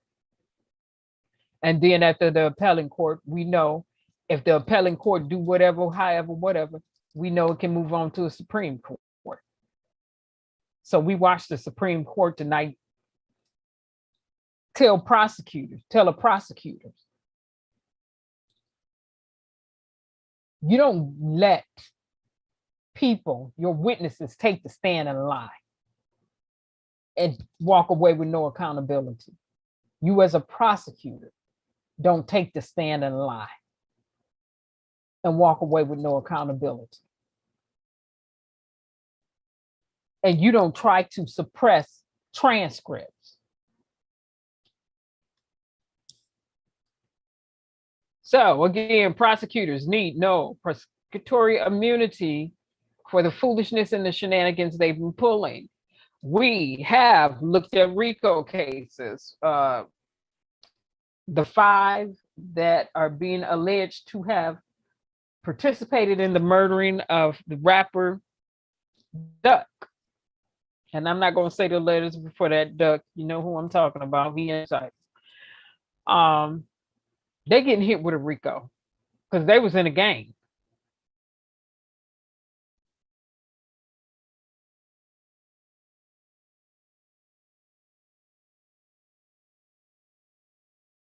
And participated allegedly in organized crime. Yeah, that falls underneath Rico. But it's a group of them that's going to be charged. All right. From that organization, not one person. Standing alone, solo dolo. Mono. That's not a Rico. That's an abuse or misinterpretation of the statute of Rico. The Rico statute. That's what that was. That's what that was. And The prosecutors can come on and say, I don't agree with you, I don't agree with you. I don't care. I don't care. Go right back to them books and read. Yeah. And read it.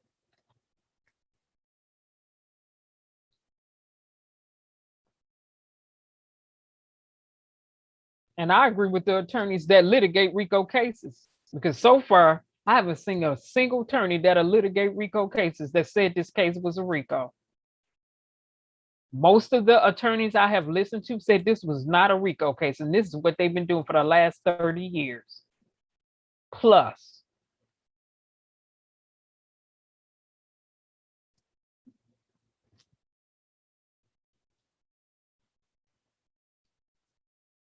Again, prosecutorial misconduct. When the rest of you get here, and some people like to come through the middle, some people like to come to the end. If you come to the end, I'm gonna tell you to go back through, because we are breaking down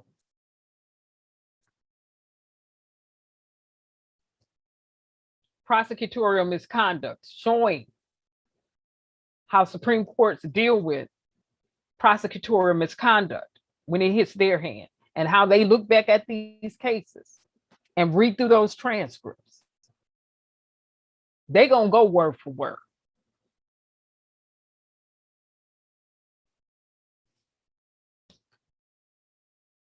And they're going to consider the evidence or the lack thereof. They're going to look at how the judges kept overruling Devereaux Kennick and kept stopping him or hindering him for asking certain questions. They're going to look at all of that. Because that docuseries could be submitted and used as evidence. Come on. The reason this thing hit the court was because of a docuseries. And for the judge to not allow him to ask questions about what they said in the docuseries, is why?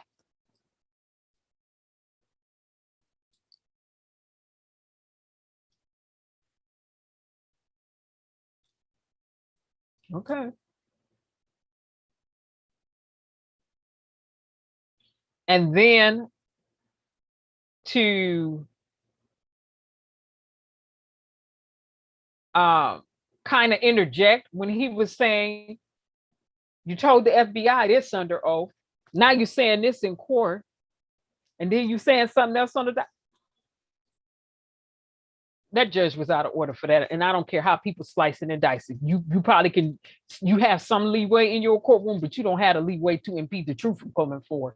And they keep interjecting somebody or whatever during a cross-exam. You can't do that.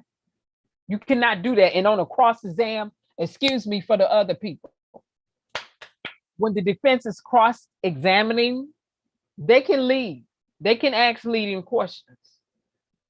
They can ask leading questions. They can't badger the witness, but they can ask leading questions. They can ask leading questions.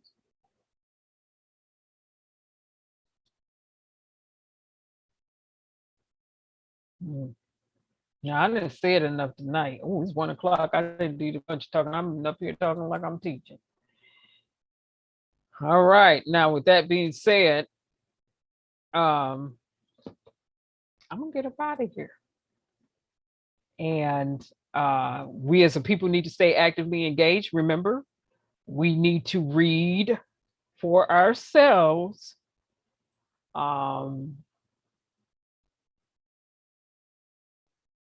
And we always just need to stay abreast as to what is going on. And no one has forgotten about that pandemic money. And I'm just going to throw that out there. But again, Rico, R. Kelly name is in there because he got convicted of a RICO as an individual, one person alone, no enterprise, not a group of people, just him. RICO, the FBI went after people allegedly who were supposed to be in the disciple gang, and it's a group of them, and they get in the enterprise. They charging them. They're gonna charge them, the group, not just one person. and prosecutorial misconduct, when prosecutors abuse their oath of office. They will continue to do so because they have immunity. And the moment that immunity gets revoked or is done away with, is abolished, I guarantee you, you'll see a little bit change in some behaviors. But if America continues to allow this, they will continue to abuse their office. That's right. That's right. Just like the police officers, if we continue to allow this as a nation, they're going to continue to run abuse. And like Malcolm X said, all that sweet talking about, we really want it to be fair over here. But then when it hit the House and the Senate, y'all can't agree on it, but y'all want fair. Y'all, okay. Yeah, right.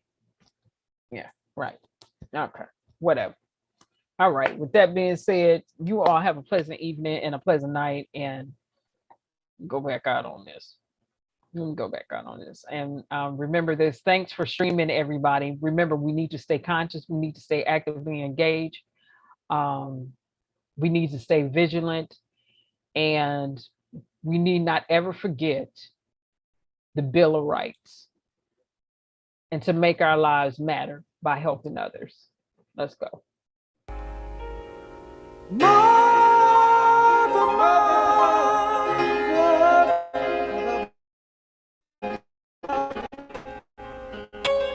Everybody thinks we're wrong, mother, who are they to judge us? Mother, simply cause we wear our hair long.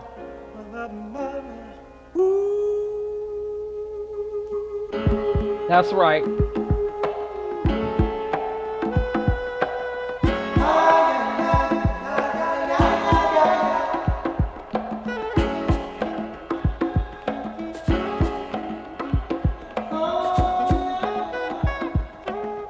All right, everybody.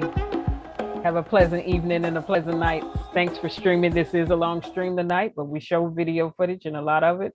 And then I did my talking.